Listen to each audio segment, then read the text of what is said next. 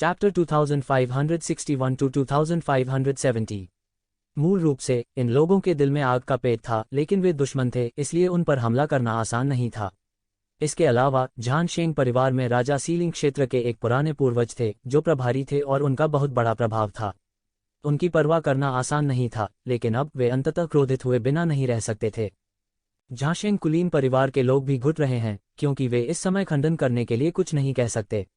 इसके विपरीत वे यह सब नहीं कह सकते। यह स्वयं और दूसरों द्वारा गणना किया गया परिणाम है। अगर वे वास्तव में ऐसा कहना चाहते हैं तो मुझे डर है कि वे तुरंत पलटवार करेंगे। जो लोग सम्राट चयन मार्ग में प्रवेश कर सकते हैं वे साधारण लोग नहीं हैं। वे पवित्र परिवार से लड़ने से डरते हैं, लेकिन अगर उन्हें जान का खतरा है तो वे इतना प्रबंधन कहाँ कर सकते हैं।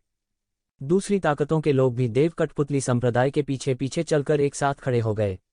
आखिरकार झानशेंग परिवार ने उन्हें एक साथ बुलाया, लेकिन वे खतरे में थे और उन्हें अपने दिल में गुस्सा करना पड़ा। हालांकि झांशेंग कुलीन परिवार के लोग पीछे नहीं हट सके। दोनों पक्षों ने एक दूसरे का बेहोश होकर सामना किया। उन राक्षस सेनाओं के अंतहीन हमलों से निपटने के अलावा वे सभी एक दूसरे पर ध्यान केंद्रित कर रहे थे। यह सब ये जिवेन द्वारा लाया गया था।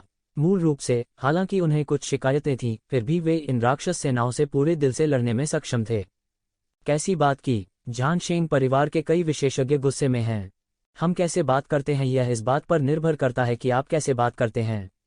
आप में हमें यहाँ लाने की क्षमता है।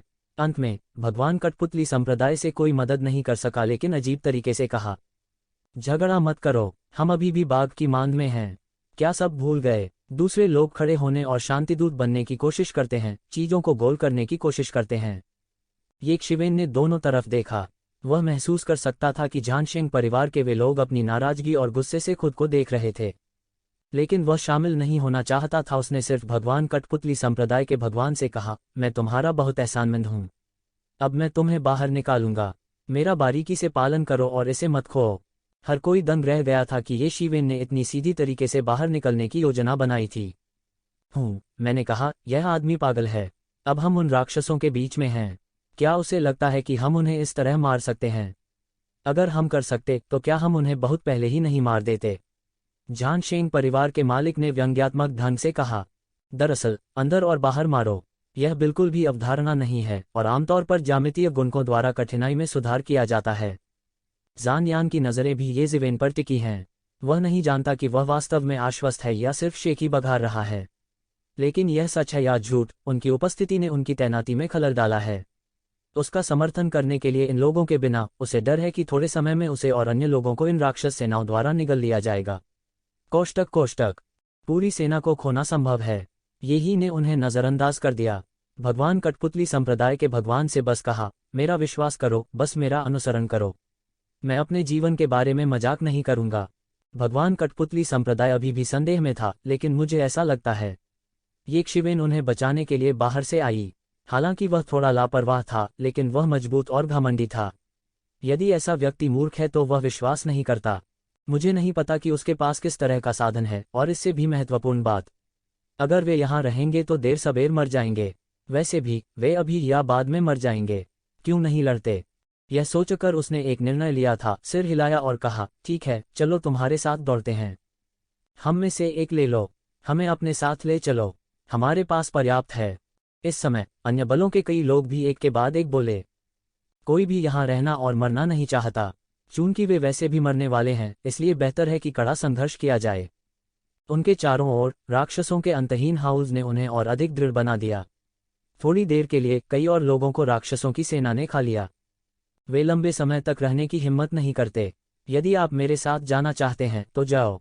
ये जिवेन ने सिर हिलाया। उसे वैसे भी लोगों को बाहर निकालना था। यह थोड़ा अधिक मायने नहीं रखता। नहीं, तुम नहीं जा सकते। जान यान शर्मा गया और फिर उसे अपनी गलती का पता चला। निश्चित रूप से हर कोई उसे घूर रहा था। उनकी आंखें संदेह से भरी थीं। ये लोग देवता और बूढ़े और परिष्कृत लोग थे। उन्होंने इसके बारे में पहले नहीं सोचा था। झानशेंग परिवार में कई अजीबोगरीब जगहें थीं। विशेष रूप से किसी कारणवश इन राक्षस सेनाओं में शामिल होना अजीब है। आखिरकार जब तक वे मूर्ख नहीं हैं तब तक कई राक्षस सेनाएं उन्हें नहीं मार सकती। उनकी ताकत से बचना बहुत आसान है, भले ही वे विरोधी न हों। झान यान, तुम्हारा क्या मतलब है? क्या तुम हमें रोकना नहीं चाहते?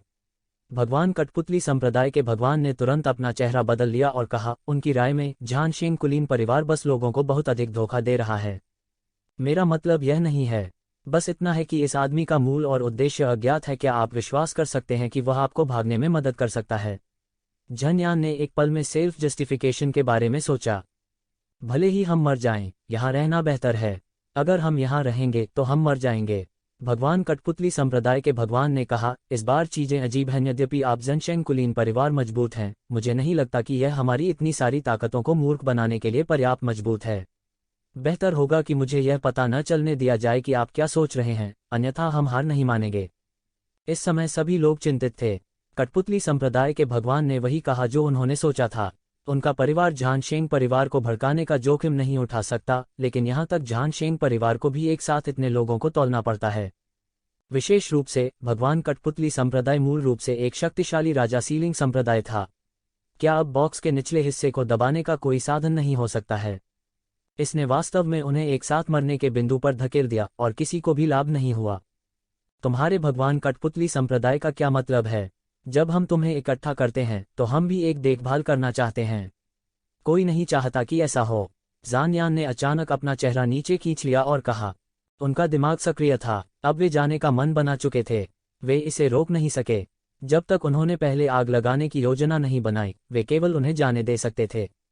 हालांकि अगर यह असामान्यता या बर्फ की बात आती है, तो वह अभी भी इतनी ऊर्जा बर्बाद करता है कि वह कितनी ताकत की गणना करे। केवल उन राक्षसों को सस्ता करें, उनकी अपनी योजना खराब करें, केवल समय में देरी करने की कोशिश कर सकते हैं। उसने ये शिवेन को देखा। यह वह व्यक्ति था। उनकी उपस्थिति ने उनकी प्रमुख घटनाओं को बर्बाद कर दिया और उनकी पिछली सभी योजनाओं को खाली कर दिया। यदि यह इतने महत्वपूर्ण समय के लिए नहीं होता, तो वह तुरंत मार डालता। उसे इतना नीरस नुकसान कब हुआ? उसका दिल बहुत ठंडा है। आइए देखें कि आप कैसे बचते हैं। तुम्हें उससे क्या कहना है? चलो चलते हैं, देर मत करो। ऐसा प्रतीत होता है कि येज़िवेन ने समय को विलंबित करने के अपने विचार को समझ लिया और सीधे अपने विचार को काट दिया। हालांकि एक शिवेन नहीं जानता कि झानयान क्या करना चाहता है। वह स्पष्ट रूप से समय में देरी के अपने विचार को महसूस कर सकता है। स्वाभाविक रूप से वह झानयान के विचार को सफल नहीं होने दे सकता। ठीक है, हाँ चलो चलते हैं। उन्हें नजरअंदाज करो। इस समय सब एक हैं, जीना चाहते हैं, अभूतपूर्व एकता। बहुत खूब। येज़िवेन के हाथ में एक चौंकाने वाला खून का प्रकाश दिखाई दिया, जो हवा से कट गया था। सैकड़ों राक्षस हवा में उड़ गए। येज़िवेन का पूरा फिगर निकल गया था। उन्होंने जल्दी से पीछा किया और बिल्कुल भी रुकने की हिम्मत नहीं की। एक विशाल टीम एक तेज तलवार की तरह सीधे बाहर निकली, सीधे इन राक्षसों पर वार किया और तुरंत एक बड़ा छेद खोल दिया। अप्रत्याशित रूप से वे राक्षस एक समय के लिए नुकसान में थे। ऐसा लग रहा था कि उन्होंने कभी नहीं सोचा था कि वे लोग अचानक अपनी रणनीति बदल देंगे और भाग खड़े होंगे। लेकिन जल्द ही राक्षसों का एक बड़ा हिस्सा सीधे नीचे चला गया और येज़िवेन और अन्य लोगों की ओर भाग गया। Boom boom boom. येज़िवेन अपने हाथ में त्यानयुवान दर्पण को लगातार झाड़ते हुए उग्र रूप से भागे और इन लोगों की रक्षा के लिए एक खूनी रोशनी लटका दी और जल्द ही राक्षस समूह के एक छोटे से हिस्से में घुस गए। ये लोग तुरंत बहुत खुश हुए। बचने की उम्मीद देख उन्होंने भरसक प्रयास किया। बॉक्स के निचले हिस्से को दबाने के छिपे हुए साधन ने भी एक के बाद एक गोली मारी, जिससे वे तेजी से आगे बढ़े। झानशेंग कुलीन परिवार के लोग यह देखकर दंग रह गए कि वे आगे और आगे जा रहे हैं। उन्हें उम्मीद नहीं थी कि येज़िवेन की पैठ इतनी मजबूत होगी। यदि एक व्यक्ति ने सामने रास्ता खोल दिया तो एकता का कोई दुश्मन नहीं था, या वे एक रास्ता तोड़कर बाहर निकल गए और सभी तरह से बह गए। नहीं तो ईश्वर कठपुतली संप्रदाय के बल पर बचना असंभव है। मुझे डर है कि अगर वे आधी दूरी तक भाग नहीं सकते तो उन्हें पूरी तरह से रोक दिया जाएगा। हमें क्या करना चाहिए, वरिष्ठ भाई झानयान? अगर हम ऐसे ही जारी रखेंगे तो वे बच जाएंगे। हम पकड़ नहीं सकते। झानशेंग परिवार के ये लोग शिकायत किए बिना नहीं रह सके और झानयान को देखा। यह सब झानयान की योजना से आया था और झानयान उनके आध्यात्मिक नेता भी थे। अगर वे जाना चाहते हैं तो वे नहीं जा सकते, झानयान ने ठंडेपन से कहा। जब उसकी हथेली पलटी तो उसके हाथ पर एक झंडा दिखाई दिया। ध्वज के ऊपर अनगिनत प्राचीन तावीज़ों को रेखांकित किया गया था। ध्वज के केंद्र में एक प्राचीन मोहर चरित्र दानव लिखा हुआ था। उन्होंने झंडे को अपने हाथ में लिया। एक पल में पृथ्वी और पहाड़ हिल गए और अनगिनत शक्तियां हवा में उठीं। अद्भुत दुष्ट आत्मा शून्य के माध्यम से बह गई और सीधे येज़िवेन के सिर में घुस गई, जो उसकी दृष्टि में गायब होने वाला था। इस भयानक शक्ति ने आकाश को तोड़कर उसे नीचे गिरा दिया। पल भर में दुनिया फीकी पड़ गई। करने के लिए जारी। एक पल में इस शानदार ताकत ने शून्य को खोल दिया और येशिवेन को जोर से मारा। इस महत्वपूर्ण क्षण में येशिवेन ने अचानक एक जोड़ी पंख उगाए और हजारों किलोमीटर तक चले गए, जिससे वह इस राजसी बल से बच गए। यह बल बह गया और अनगिनत राक्षस बुरी तरह से मर गए, जबकि भगवान कठपुतली संप्रदाय के कई विशेषज्ञ जो येशिवेन का अनुसरण करते थे, लेकिन उनके पास चकमा देने का समय नहीं था, वे एक पल में खून की धुंध में बदल गए। सभी ने एयर कंडीशनिंग की सांस ली। इस चाल की शक्ति भयानक है। पर देव कठपुतली पंथ के भगवान के चेहरे पर नीलापन था। जान यान, तुम और मैं पवित्र परिवार से लड़ना कभी बंद नहीं करेंगे। उसने पहचान लिया है कि यह चाल जन यान का जादुई हथियार है। उन्होंने एक बार इसका इस्तेमाल एक दानव राजा से निपटने के लिए किया था, लेकिन अब यह वास्तव में उन पर इस्तेमाल किया जाता है। कठपुतली संप्रदाय के भगवान द्वारा याद दिलाए जाने के बाद सभी को एक के बाद एक याद आया और उनके चेहरे अचानक बदल गए। यह उन्हें यहाँ फंसाने के लिए है। कितना शातिर, धिक्कार है। हमें इन कुतिया के बेटों पर विश्वास नहीं करना चाहिए। जानवर, जब मैं बाहर जाऊंगा तो मैं उनके साथ आराम नहीं करूंगा। हमें उन्हें बताना चाहिए कि हमें भी गुस्सा है। इन लोगों ने एक के बाद एक गालियां दी। इस समय येशिवेन अंत में समझ गए कि जान यान ने गोली मार दी थी। उसके पास वास्तव में बॉक्स के निचले हिस्से को दबाने का ऐसा साधन था। अभी अभी लगा झटका जोरदार था। अगर वह नहीं छिपा होता तो उसे मौके पर ही बुरी तरह चोट लग जाती। आप अपने पैर की उंगलियों से बता सकते हैं कि यहाँ जोर से मारना कैसा होगा। सभी को यह भी पता चल गया था कि वह लोगों के पास नहीं आया था, बल्कि सीधे येशिवेन के पास आया था। यानी उन सभी को सफलता पाने के लिए येशिवेन की जबरदस्त ताकत पर भरोसा करना था। यह वास्तव में शातिर है। येशिवेन की आंखों में मारने के इरादे की एक झिलमिलाहट थी और उसकी आंखें अतुलनीय रूप से ठंडी थीं। इस युद्ध ने उन्हें मार डाला। क्या युद्ध संत परिवार कुछ भी नहीं है?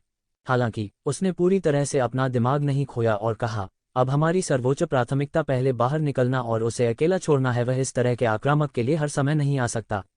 जब वह बाहर जाएगा तो धीरे धीरे उनसे लेखा लेगा। हाँ भाई, ये सही है। चलो पहले बाहर चलते हैं।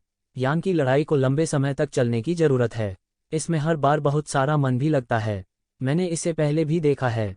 चिंता मत करो। यह देखकर कि सभी लोग घबरा गए हैं, कठपुतली भगवान ने खड़े होकर सांत्वना दी। यह सभी जानते थे। वे पहले बाहर निकले और ज्यादा परवाह नहीं की। वे जल्दी से येशिवेन के पीछे पीछे चल दिए और फिर से बाहर निकल गए। ठीक है, वह छिप गया, जन यान ने ठंडेपन से कहा। उसके दिल में हत्या जोरों पर है। येशिवेन के आगमन ने उसके अच्छे कामों को बर्बाद कर दिया और उसे अत्यधिक खतरे का एहसास कराया। अन्यथा वह केवल भविष्य की परेशानियों को मिटाने के लिए ऐसा निर्णायक कदम नहीं उठाता।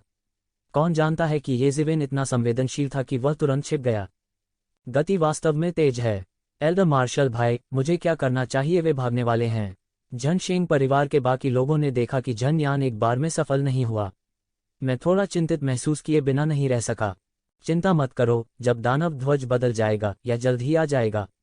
थोड़ी देर रुको, जान यान कहने से खुद को रोक नहीं सका और फिर उसने कहा, बाहर कई मार्शल चाचाओं और चाचाओं को गुप्त तरीकों से सूचित करने का एक तरीका खोजो। उन्हें अंदर आने दो और येशिवेन को मारने का एक तरीका खोजने दो। यह आदमी वास्तव में बहुत खतरनाक है। बस इतना है कि हमारे पास उसके साथ एक मृत शत्रु है। उस स्थिति में हम उसे पूरी तरह से मार डालेंगे। आदेश देने के बाद उन्होंने किसी बात की परवाह नहीं की। उसने सिर्फ अपने मन को बहाल करने पर ध्यान केंद्रित किया, लेकिन उसकी नजरें राक्षस समूह के केंद्र पर टिकी थीं।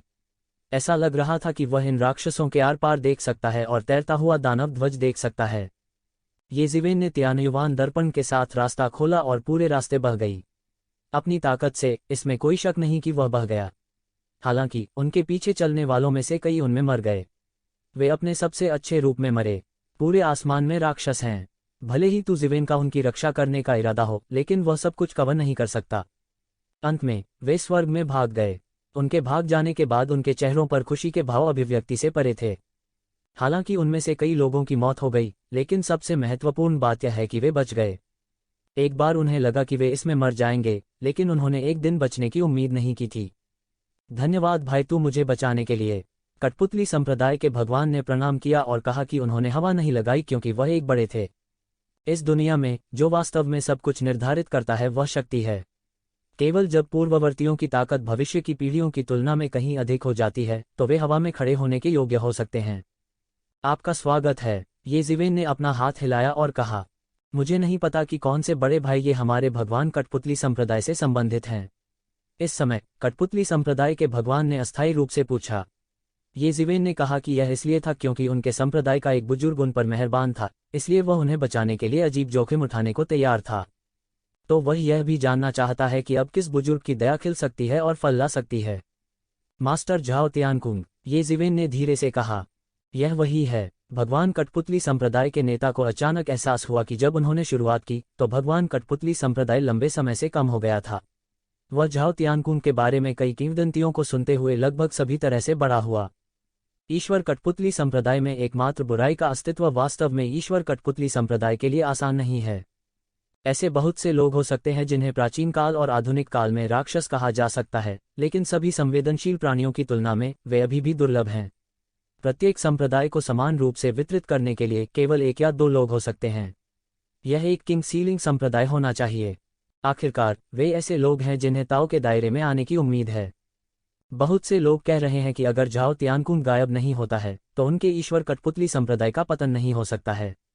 इसके विपरीत एक और राजा होगा और अधिक शानदार ढंग से विकसित होगा। झाओ तियानकुंग की मृत्यु के साथ सब कुछ शुरू हुआ। मुझे नहीं पता कि भाई ये मास्टर झाओ तियानकुंग से कैसे मिले।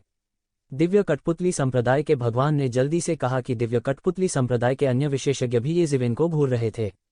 जब से झाओ तियानकुंग गायब हुआ है उसकी तलाश की गति कभी नहीं रुकी। अरे मास्टर झाओ तियानकुंग गिर गया है। ये शिवेन ने पूरी बात के बारे में बात की, लेकिन उसने इसे छुपाया। वह कठपुतली पाने के लिए स्वार्थी था। इसके अलावा अगर वह ऐसा कहता तो भगवान कठपुतली संप्रदाय के लोग आते और मांगते। उसने दिया या नहीं, अच्छी चीजें और भी खराब हो जाएंगी। ये जिवेन ने झाओ तियानकुंग की हड्डियां निकाली और फिर झाओ तियानकुंग की अंतिम इच्छा बताई। उसने वहां व्यक्तिगत रूप से जाने की योजना बनाई थी, लेकिन चूंकि वह भगवान कठपुतली संप्रदाय के भगवान से मिला था इसलिए उसे ऐसा करने के लिए सौंपा गया था। अरे भगवान कठपुतली संप्रदाय के नेता आह भरे बिना नहीं रह सके। उसने सोचा कि झाओ तियानकुंग को खोजना संभव है। वैसे भी यह भगवान कठपुतली संप्रदाय की स्थापना के बाद से सबसे अधिक प्रतिभाशाली सुपर जीनियस था। यदि यह वापस आ सकता है तो निस्संदेह आज के ईश्वर कठपुतली संप्रदाय के लिए इसका बहुत महत्व होगा। वह जानता था कि ये शिवेन को बहुत लाभ मिलेगा, अन्यथा वह उनकी मदद करने के लिए इतना तंग नहीं होता। यहाँ तक उसके पास भी कुछ अनुमान थे, लेकिन ये जिवेन ने उन्हें बचा लिया और उसने ज्यादा कुछ नहीं बताया। भाई ये चिंता मत करो, मैं आपको बताता हूँ कि मास्टर झाओ तियानकुंग क्या करना चाहते हैं। वैसे भी भाई ये कृपया मुझसे एक बड़ा उपहार स्वीकार करें। इन शब्दों के साथ ईश्वर कठपुतली संप्रदाय के भगवान ने तू जिवेन पर आपत्ति जताने से पहले एक बड़ा उपहार दिया।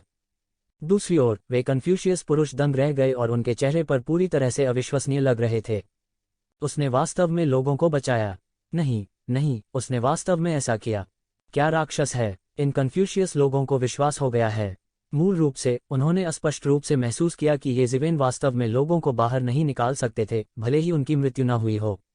एक या दो को बचाने में सक्षम होना अच्छा है। उसने वास्तव में इतने सारे लोगों को बचाया। यह अब आम लोगों की अवधारणा नहीं है।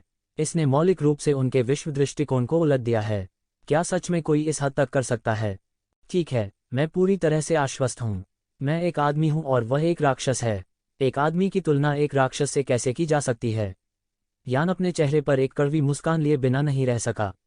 यहाँ तक अगर वह हमेशा खुद को ऊंचा मानता था तो भी उसे आश्वस्त होना पड़ता था। गु शिन को केवल आश्वस्त किया जा सकता है। यह वास्तव में कोई साधारण व्यक्ति नहीं है।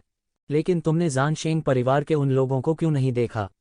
इस समय यानबुई ने अचानक पाया कि जिन लोगों ने ये जिवेन का पीछा किया उनमें झानशेंग परिवार से कोई नहीं था। यह सामान्य नहीं है। भले ही नुकसान भारी हो, हम वास्तव में पूरी सेना को नहीं खो सकते।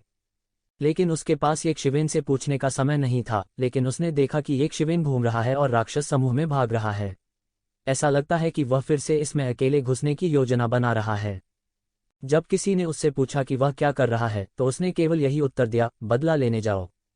हाँ, ये जिवेन जान यान की परेशानी का पता लगाने के लिए अभी अभी वापस गई हैं। वह इतना छायादार था कि उसे मैदान नहीं मिला। यह तू जिवेन की शैली नहीं है।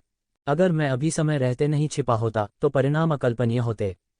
मैं देखूंगा कि तुम क्या कर रहे हो, ये जिवेन ने उपहास के साथ कहा। उन्होंने स्पष्ट रूप से महसूस किया कि जान यान ने लोगों को इसमें खींच लिया। मुझे डर है कि यह लापरवाही के कारण नहीं होगा। तो उसकी योजना अवश्य होनी चाहिए, और उसकी योजना क्या है? वैसे भी कोई फर्क नहीं पड़ता कि वह क्या गणना कर रहा है। संक्षेप में, वह सफल नहीं हो सकता। वह पूरे रास्ते दौड़ा, दूसरों के दबाव के बिना। वह अधिक निश्चिंत था क्योंकि उसे केवल स्वयं पर ध्यान देने की आवश्यकता थी। अचानक वह केवल यह महसूस कर सकता था कि एक भयानक दुष्ट आत्मा बह गई, जैसे कि इन राक्षसों के बीच गदई का एक दानव सम्राट जाग गया हो। भयानक माहौल ने उसे उल्टा खड़ा कर दिया, जो उस दायरे से बिल्कुल ऊपर था जिसे वह जानता था। शक्ति इतनी भयानक नहीं है, लेकिन शक्ति का स्तर हास्यास्पद रूप से ऊंचा है। अंतर्ज्ञान ने उसे बताया कि जान यान इसी का इंतजार कर रही थी। उसे पता लगाना था। यह सोचकर उसके पीछे दानव का पंख अचानक फैल गया और सीधे दुष्ट आत्मा के स्रोत की ओर बह गया। करने के लिए जारी। बहुत खूब। ये जीवेन रक्तरंजित प्रकाश के घेरे में फट गया, एक पल में उन राक्षसों में घुस गया, पूरे रास्ते बह गया और एकता का कोई दुश्मन नहीं था। हालांकि उन्होंने यह भी पाया कि कोई भी शक्तिशाली राक्षस नहीं लग रहा था, जो पहले दौड़ने की कठिनाई से अलग था। इस बार जल्द से जल्द आने के लिए उनके पास कोई आरक्षण नहीं था। वह खून बहने वाली रोशनी और तलवार क्यूई को ब्रश करता रहा, जबकि लगातार दिव्य स्रोत को खपत के पूरक के लिए मन में परिवर्तित करता रहा। ऐसा लगता था कि शक्तिशाली राक्षस दूसरी तरफ केंद्रित थे। उसने तुरंत सोचा कि इसका युद्ध संत परिवार के लोगों से कुछ लेना देना होगा। जल्द ही उन्होंने युद्ध के विशेषज्ञ संत परिवार को देखा। इस समय वे राक्षस समूह के केंद्र पर हमला करने की पूरी कोशिश कर रहे थे, लेकिन इस समय पूरे देश में बिखरे हुए राक्षस राजा यहाँ एकत्र हुए और उन पर कटाक्ष कर रहे थे। झाशेंग कुलीन परिवार के कई विशेषज्ञ हैं जिन्हें राक्षसों ने निगल लिया है। हर बार जब वे आगे बढ़ते हैं तो उन्हें बड़ी कीमत चुकानी पड़ती है। चाहे वे कोई भी शक्ति हो, देवताओं की निरंतर साधना की जाती है। एक ईश्वर की साधना में प्रायः बहुत समय लग जाता है। आमतौर पर वे व्यर्थ नहीं मरेंगे, लेकिन इस समय युद्ध के विशेषज्ञ संत परिवार पीछे नहीं हटेंगे। उनके पास वह फालतू ताकत नहीं है जो पहले घिरी हुई थी। इन लोगों के केंद्र में झन यान है। जान यानी इनके पास शब्द हैं और ऐसा लगता है कि वह कुछ नियंत्रित कर रही है। जब ये जीवेन ने अपनी आंखों से देखा तो उसने देखा कि राक्षस समूह के केंद्र में और कई दानव राजाओं द्वारा संरक्षित केंद्र में अत्यधिक प्रकाश के साथ विस्फोट करने वाले प्रकाश का एक समूह था, जिसने हजारों मिली प्रकाश बिखेर दिए और उन राक्षसों पर चमक उठे। जब ये छोटी रोशनी राक्षसों की परतों के माध्यम से ये जीवेन पर पड़ी तो वह यह देखकर दंग रह गया कि यह कोई साधारण रोशनी नहीं थी, बल्कि नियम और भावनाएं थीं। यह पूरे राक्षस समूह का रहस्य होना चाहिए। कोई आश्चर्य नहीं कि इतने शक्तिशाली राक्षस यहाँ पैदा हो सकते हैं। यह पता चला कि ये रिश्ते हैं। जाहिर है जान यान का लक्ष्य प्रकाश होना चाहिए। ये जीवेन सांस से बहुत परिचित हैं। यह स्पष्ट रूप से आत्मा की सांस है, जो एक नाड़ी से संबंधित है और तुमों के समान है। यद्यपि प्रत्येक साधन आत्मा के जन्म की शर्तें आकस्मिक थीं, खोजने के लिए कोई नियम नहीं थे, इसलिए ये जीवेन ने इसे तुरंत पहचान लिया। लेकिन यह इतनी बड़ी लड़ाई कर सकता है। हथियार की भावना क्या है? ये जीवेन भी थोड़ी अजीब है।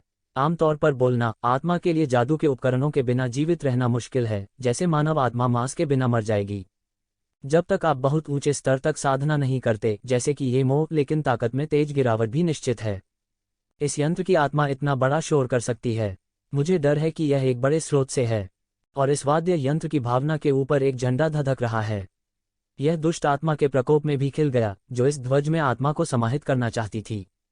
ये जीवेन ने मुक्ति की अपनी आंखें खोली और तुरंत समझ गए कि यह झंडा है। मैं वास्तव में साधन की भावना को शामिल करना चाहता हूँ। उसने तुरंत कारणों और परिणामों का पता लगा लिया और तुरंत समझ गया कि जान परिवार वास्तव में दूसरों को यहाँ क्यों लाया है। मुझे डर है कि उसके पास पूर्व में आपदा लाने का विचार भी था। अन्य केवल लक्ष्य हैं, ध्यान आकर्षित करने के लिए, ताकि आखिरी समय में कोई उन्हें गद्दी न दे। वे इसे केवल स्वयं ही कर सकते हैं। मूल रूप से वे मारे या घायल नहीं हुए हैं। अब हताहतों की संख्या बहुत अधिक है, जो पहले जैसी नहीं है। जान यान की सभी योजनाएं इस हथियार की भावना के लिए होनी चाहिए, और वह झंडा होना चाहिए जिसने पहले खुद पर छापा मारा हो। ये जीवेन ने उपहास किया। जान यान वास्तव में भूली थी। उसने वास्तव में सोचा था कि उसने वापस लड़ने की हिम्मत नहीं की क्योंकि उसने खुद पर काला हाथ रखा था। वह स्थिर खड़ा रहा। अब यह कार्रवाई करने का समय नहीं है। यदि आप जान यान की सफाई करते हैं तो आप पर्याप्त नहीं पा सकते। इस हथियार का जज्बा आपका भी हाथ जीत लेगा। यदि आप इतना बड़ा शोर कर सकते हैं तो यह ईंधन बचाने वाला लैंप नहीं होना चाहिए। दोनों पक्षों के बीच जमकर मारपीट और तेज हो गई। ऐसा लग रहा था कि सबसे महत्वपूर्ण समय आ गया था।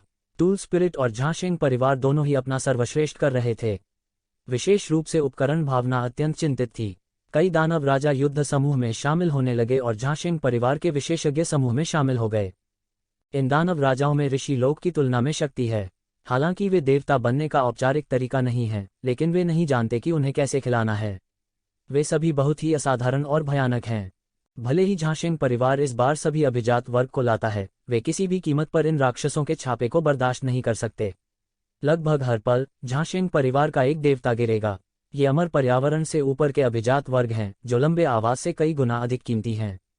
सामान्य परिस्थितियों में जब तक आप मृत्यु में नहीं गिरते, आप बिल्कुल नहीं मरेंगे, और अब आप मृत्यु में गिर जाते हैं। जान यान बिल्कुल भी नहीं हिली। उसने केवल प्रकाश को देखा और प्राचीन मंत्र का जाप किया। ऐसा लगता है कि इन मंत्रों में रहस्यमय शक्ति है और यह प्रकाश समूह को मृत्यु की ओर ले जा सकता है। उसके आसपास कम से कम लोग हैं, लेकिन वह बिल्कुल परवाह नहीं करता है। जो पवित्र परिवार से लड़ते हैं वे केवल मौत से लड़ सकते हैं, क्योंकि यहाँ कोई रास्ता नहीं है। वे मौत से लड़ने के अलावा और क्या कर सकते हैं? इसलिए इस बिंदु पर भी वे केवल जान यान में विश्वास कर सकते हैं और अपनी पूरी ताकत से लड़ सकते हैं, अन्यथा वे वैसे भी मर जाएंगे, और यहाँ तक उनके परिवार भी मृत्यु के बाद शांति से नहीं रह पाएंगे। झांशेंग कुलीन परिवार के एक और गुरु को टुकड़े टुकड़े कर दिया गया। जान्यान के आसपास बहुत से लोग नहीं बचे थे। उसके आसपास कम लोगों के साथ वह अधिक से अधिक असहनीय हो गया और मृत्यु और चोट की गति तेज हो गई। अंत में जब वह आखिरी बचा था, जहानयान जो निर्दयी था ने आखिरकार अपनी आंखें खोली और चिल्लाया, रुको। अचानक झंडा तेजी से हिल गया और कानून की लहरें मंडलियों में लहराने लगीं। हालांकि प्रकाश बहुत अनिच्छुक था, वह लगातार ध्वज द्वारा अवशोषित होता था। थोड़ी देर के बाद यह अवशोषित हो गया। वह अपने मुंह के कोनों पर मुस्कुराया और अंत में सफल हुआ। जहां तक परिवार के विशेषज्ञों की बात है, वे मर गए।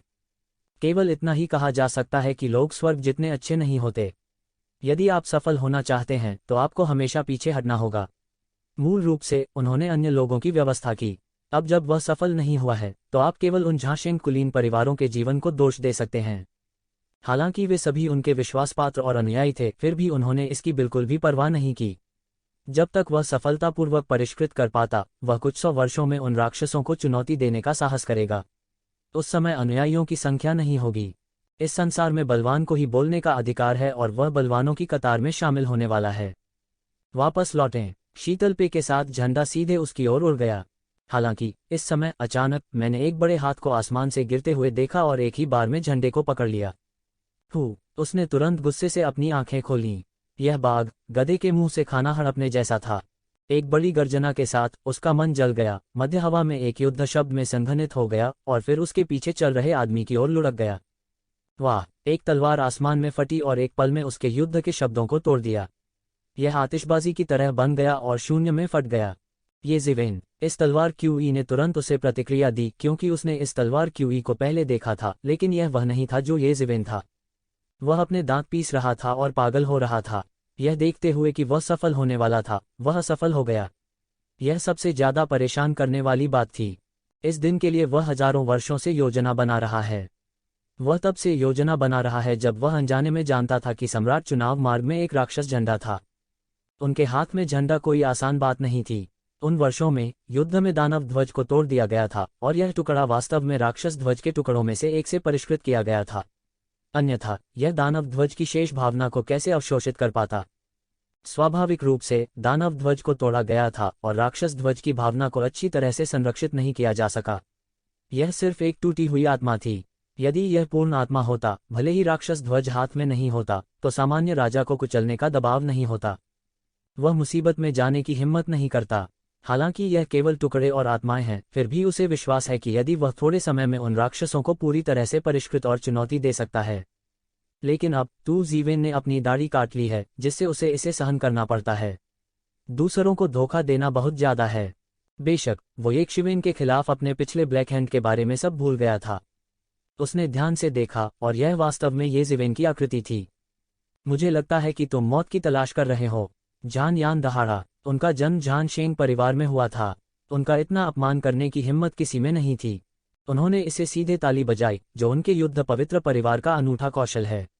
सूरज, चांद और तारों की ताली बजाने के लिए एक ताली ही काफी है और हथेली की ताकत अतुलनीय है। उसकी हथेली की शक्ति ने सीधे ये ज़िवेन को घेर लिया और उसे जिंदा गोली मार देना चाहती थी। यह हथेली की शक्ति अनगिनत मन के उतार चढ़ाव में बदल गई और सीधे ये ज़िवेन के सिर पर लगी। ये ज़िवेन ने इसे बिल्कुल नहीं देखा। उसने मुड़कर इशारा किया। पल भर में ऐसा लगा कि यह अंगुली पूरे आकाश को ढक ले और कोई बच न सके। जान यान की हथेली इस उंगली के नीचे गिरी और पूरी चीज ढह गई। एक पल में ऐसा लगा जैसे स्वर्ग और पृथ्वी ढह गए हों और सब कुछ ढह गया हो। भयानक उंगलियों का बल अभी भी सीधे आकाश में झन यान की ओर इशारा कर रहा था। जान यान हैरान और गुस्से में थी। उसने अनिच्छा से ये जीवेन की उंगली के बल को खत्म करने से पहले कई हथेलियों को उड़ा दिया।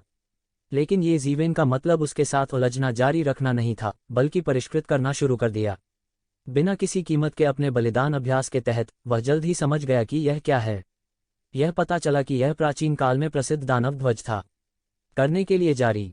जान यान पर सारा मन जल रहा है और सारी इकट्ठी शक्ति येज़िवेन को जिंदा मारने के लिए युद्ध की भावना में संघनित है। इस समय येज़िवेन अंत में मदद नहीं कर सकता था, लेकिन ठंडा पीता था। क्या आप वास्तव में सोचते हैं कि आप मेरे प्रतिद्वंद्वी हैं? बस आपको चिढ़ाते हैं। अब मैं आपको अपनी असली ताकत दिखाऊंगा। जैसा कि वह बोल रहा था, इंच दर इंच उस पर कुछ टूटता हुआ प्रतीत हो रहा था। ये जीवेन ने एक तेज और स्पष्ट गर्जना की, जो एक भयानक शक्ति में बदल गई और उसके शरीर के चारों ओर घूमती हुई एक विशाल तूफान बन गई, जैसे कि उसके शरीर में एक विशाल जानवर जाग गया हो। यह कैसे संभव है? आप अभी भी ऐसी शक्ति को कैसे छिपा सकते हैं? झन यान हैरान और दंग रह गया। ये जीवेन खुद बाद के चरण में उसके साथ ऋषि साम्राज्य के शुरुआती चरण की ताकत के साथ प्रतिस्पर्धा कर रहा था, और वह वास्तव में ऊपरी था हाथ। यह अनुचित और काफी बुरा है, लेकिन इससे भी भयानक बात यह है कि तू जीवेन ने अपनी ताकत छिपाई है और अपनी सारी ताकत जारी नहीं की है। ऐसा कैसे हो सकता है? इसने अचानक उनके 3 दृष्टिकोणों को उलट दिया। उनके ज्ञान में उनके पास इतनी ताकत नहीं हो सकती थी। उन्होंने इसका दमन कैसे किया? उसे यह बिल्कुल भी महसूस नहीं हुआ। तुम्हें पता है, अगर इसे जानबूझकर दबा दिया जाता है तो सामान्य लड़ाई ठीक है, लेकिन अभी भीषण लड़ाई में उसके लिए यह बिल्कुल भी अनजान होना असंभव है।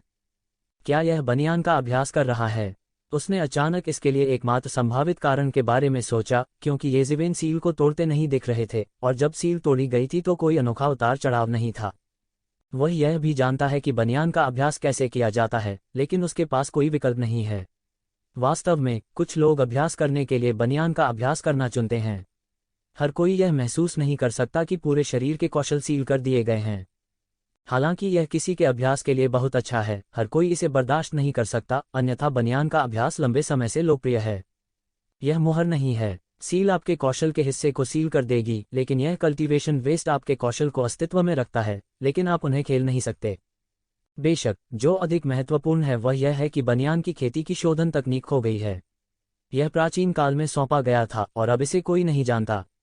शायद सम्राट जानता था कि कैसे परिष्कृत करना है, लेकिन सम्राट की ताकत और खेती के साथ वह इस तरह की चीज को कैसे परिष्कृत कर सकता है, इसका कोई प्रभाव नहीं पड़ता। ऐसे किरदार को हर चीज से अलग कर दिया गया है। दुनिया को बदलने के लिए इसे केवल एक एपिफेनी की जरूरत है। लेकिन यह भी लगता है कि येज़िवेन और भी भयानक है। खेती की बनियान से बंधे होने के बाद वह इतनी शक्तिशाली ताकत को फोड़ सकता है, और उसकी असली ताकत स्वाभाविक रूप से अधिक भयावह है। बस एक पल के लिए उसके पास येज़िवेन को रोकने का समय नहीं था, और उसने देखा कि येज़िवेन की गति पूरी तरह से वितरित हो गई थी। वाहक की सर्वोच्च शक्ति के साथ एक तलवार क्यूई उसके हाथ से छूट गई और एक पल में कट गई। इस भयानक शक्ति ने उसे भयभीत भी कर दिया। बिल्कुल नहीं। यह इतना शक्तिशाली कैसे हो सकता है? जान यान ने स्पष्ट रूप से महसूस किया कि उसके शरीर पर युद्ध के कपड़े एक पल में टूटकर बिखर गए। वह दबाव में लगभग घुटने टेक चुका था। बस उसकी गति ने उसे सांस लेने पर मजबूर कर दिया। उसके मुंह में दहाड़ के साथ वह मरने के लिए तैयार नहीं हो सका। उसने एक पल में गोली मार दी और उसकी अद्भुत गति एक पल में टूट गई। उनके झाशेंग परिवार को इतना बड़ा नाम क्यों मिल सकता है? इसका कारण यह है कि उनके बूढ़े आदमी झाशेंग ने अनगिनत लड़ाइयों का अनुभव किया है और युद्ध के मैदान पर हावी रहे हैं। स्वाभाविक रूप से शक्ति के प्रकोप को प्रोत्साहित करने के लिए कुछ गुप्त तरीके हैं। इस समय वह पूरी तरह से टूट गया। शक्ति सीधे आकाश में गई और आसपास के सभी राक्षसों को उड़ा दिया। इनमें से कुछ की मौके पर ही मौत भी हो गई थी। इस समय राक्षस समूह के बाहर कन्फ्यूशीवाद के गुरु और अन्य संप्रदायों के कई गुरुओं ने स्पष्ट रूप से 2 अद्भुत गति देखी और यहां तक राक्षस समूह के माध्यम से बह गए। क्या वह गति पवित्र परिवार की पागल लड़ाई पद्धति है? गुशियांग ने तुरंत आश्चर्य में कहा कि झाशेंग परिवार की पागल लड़ाई का तरीका भी एक बहुत ही अद्भुत मार्शल आर्ट है। यह भी बहुत प्रसिद्ध है। हालांकि आमतौर पर बोलना, इस पद्धति का उपयोग करना असंभव है जब तक कि वे एक हताश स्थिति के लिए मजबूर न हो, क्योंकि यह बहुत सरल है। इस पद्धति का परिणाम इतना महान है कि उन्हें सावधान रहना होगा। उस गति को देखते हुए इसका उपयोग करने वाला व्यक्ति जान यान होना चाहिए, और जो जान यान को एक हताश स्थिति में मजबूर कर सकता है। उसके दिल में एक अद्भुत अनुमान था कि येज़िवेन ने किया था। हालांकि वह नहीं जानता था कि यह मार्शल आर्ट क्या है, उसने सोचा कि वह गलत नहीं होगा। यही एक शिवेन की सांस थी। दूसरे शब्दों में, यह संभावना है कि तू जिवेन ने उसे एक मृत अंत तक मजबूर कर दिया। मत भूलो, तू जिवेन ने पहले बदला लेने के लिए कहा था। अभी अभी ईश्वर कठपुतली संप्रदाय के वे लोग अभी भी शिकायत कर रहे थे कि झानशेंग परिवार के लोग इतने ढीठ थे कि उन्होंने वास्तव में महत्वपूर्ण क्षण में खुद के साथ ऐसा किया। यदि तू जिवेन बदला लेना चाहता है तो वह केवल झान यान के पास जा सकता है। फिर अगला तर्क तार्किक है। झान यान को अभी भी अपनी ताकत के बारे में कुछ पता है। वह शायद ही अपने अधीन है और वह उसे इस बिंदु पर मजबूर नहीं कर सकता। यह उसकी ताकत नहीं है, लेकिन जब अनगिनत राक्षस बड़े पैमाने पर होते हैं तो खुद को बचाना मुश्किल होता है। झान यान को उस बिंदु तक जाने के लिए मजबूर करना तो दूर की बात है, यह लगभग असंभव है। यदि हाँ, तो ये शिवेन की ताकत वास्तव में इतनी मजबूत है कि वह भी भयभीत है। वह गति उसकी कल्पना से कहीं अधिक है। क्या कोई गुप्त तरीका इस्तेमाल किया जाता है? जब आप इसके बारे में सोचते हैं तो केवल यही संभावना सबसे विश्वसनीय होती है, और अन्य लोग लगभग उसी समय इसके बारे में सोचते हैं। वे मूर्ख नहीं हैं, वे कम शब्दों में बहुत सी चीजों की गणना कर सकते हैं।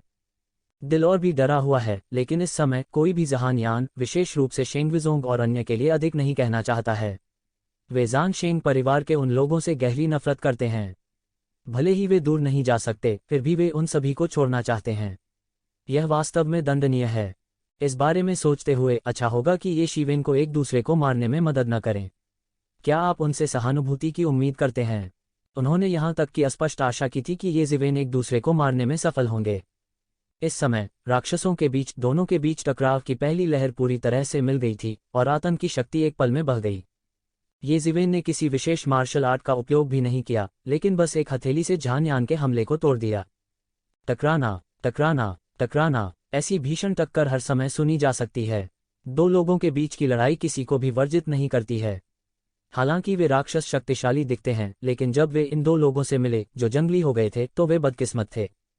यह अंधकार में से अधिक है। यह एक कराहना था, मूल रूप से दो पुरुषों की लड़ाई की सीमा। वे राक्षस गायब हो गए, उनमें से कुछ अपने आप बच गए और बाकी राख में बदल गए। हर टक्कर में झान यान पीछे हटता रहेगा और उसका नुकसान अधिक गंभीर होगा। हालांकि उन्होंने हताश साधनों का इस्तेमाल किया है, झान यान और तू जिवेन के बीच की खाई को कम नहीं किया गया है। इसके विपरीत यह अभी भी और विस्तारित है। उसकी नज़रों में ये जिवेन उसके साथ खेल रही थी। उसने अपनी पूरी ताकत का इस्तेमाल ही नहीं किया, फिर भी उसका सारा आत्मविश्वास पूरी तरह से गिर चुका था। ऐसी शक्ति वह नहीं है जिसके साथ वह बिल्कुल भी संघर्ष कर सके।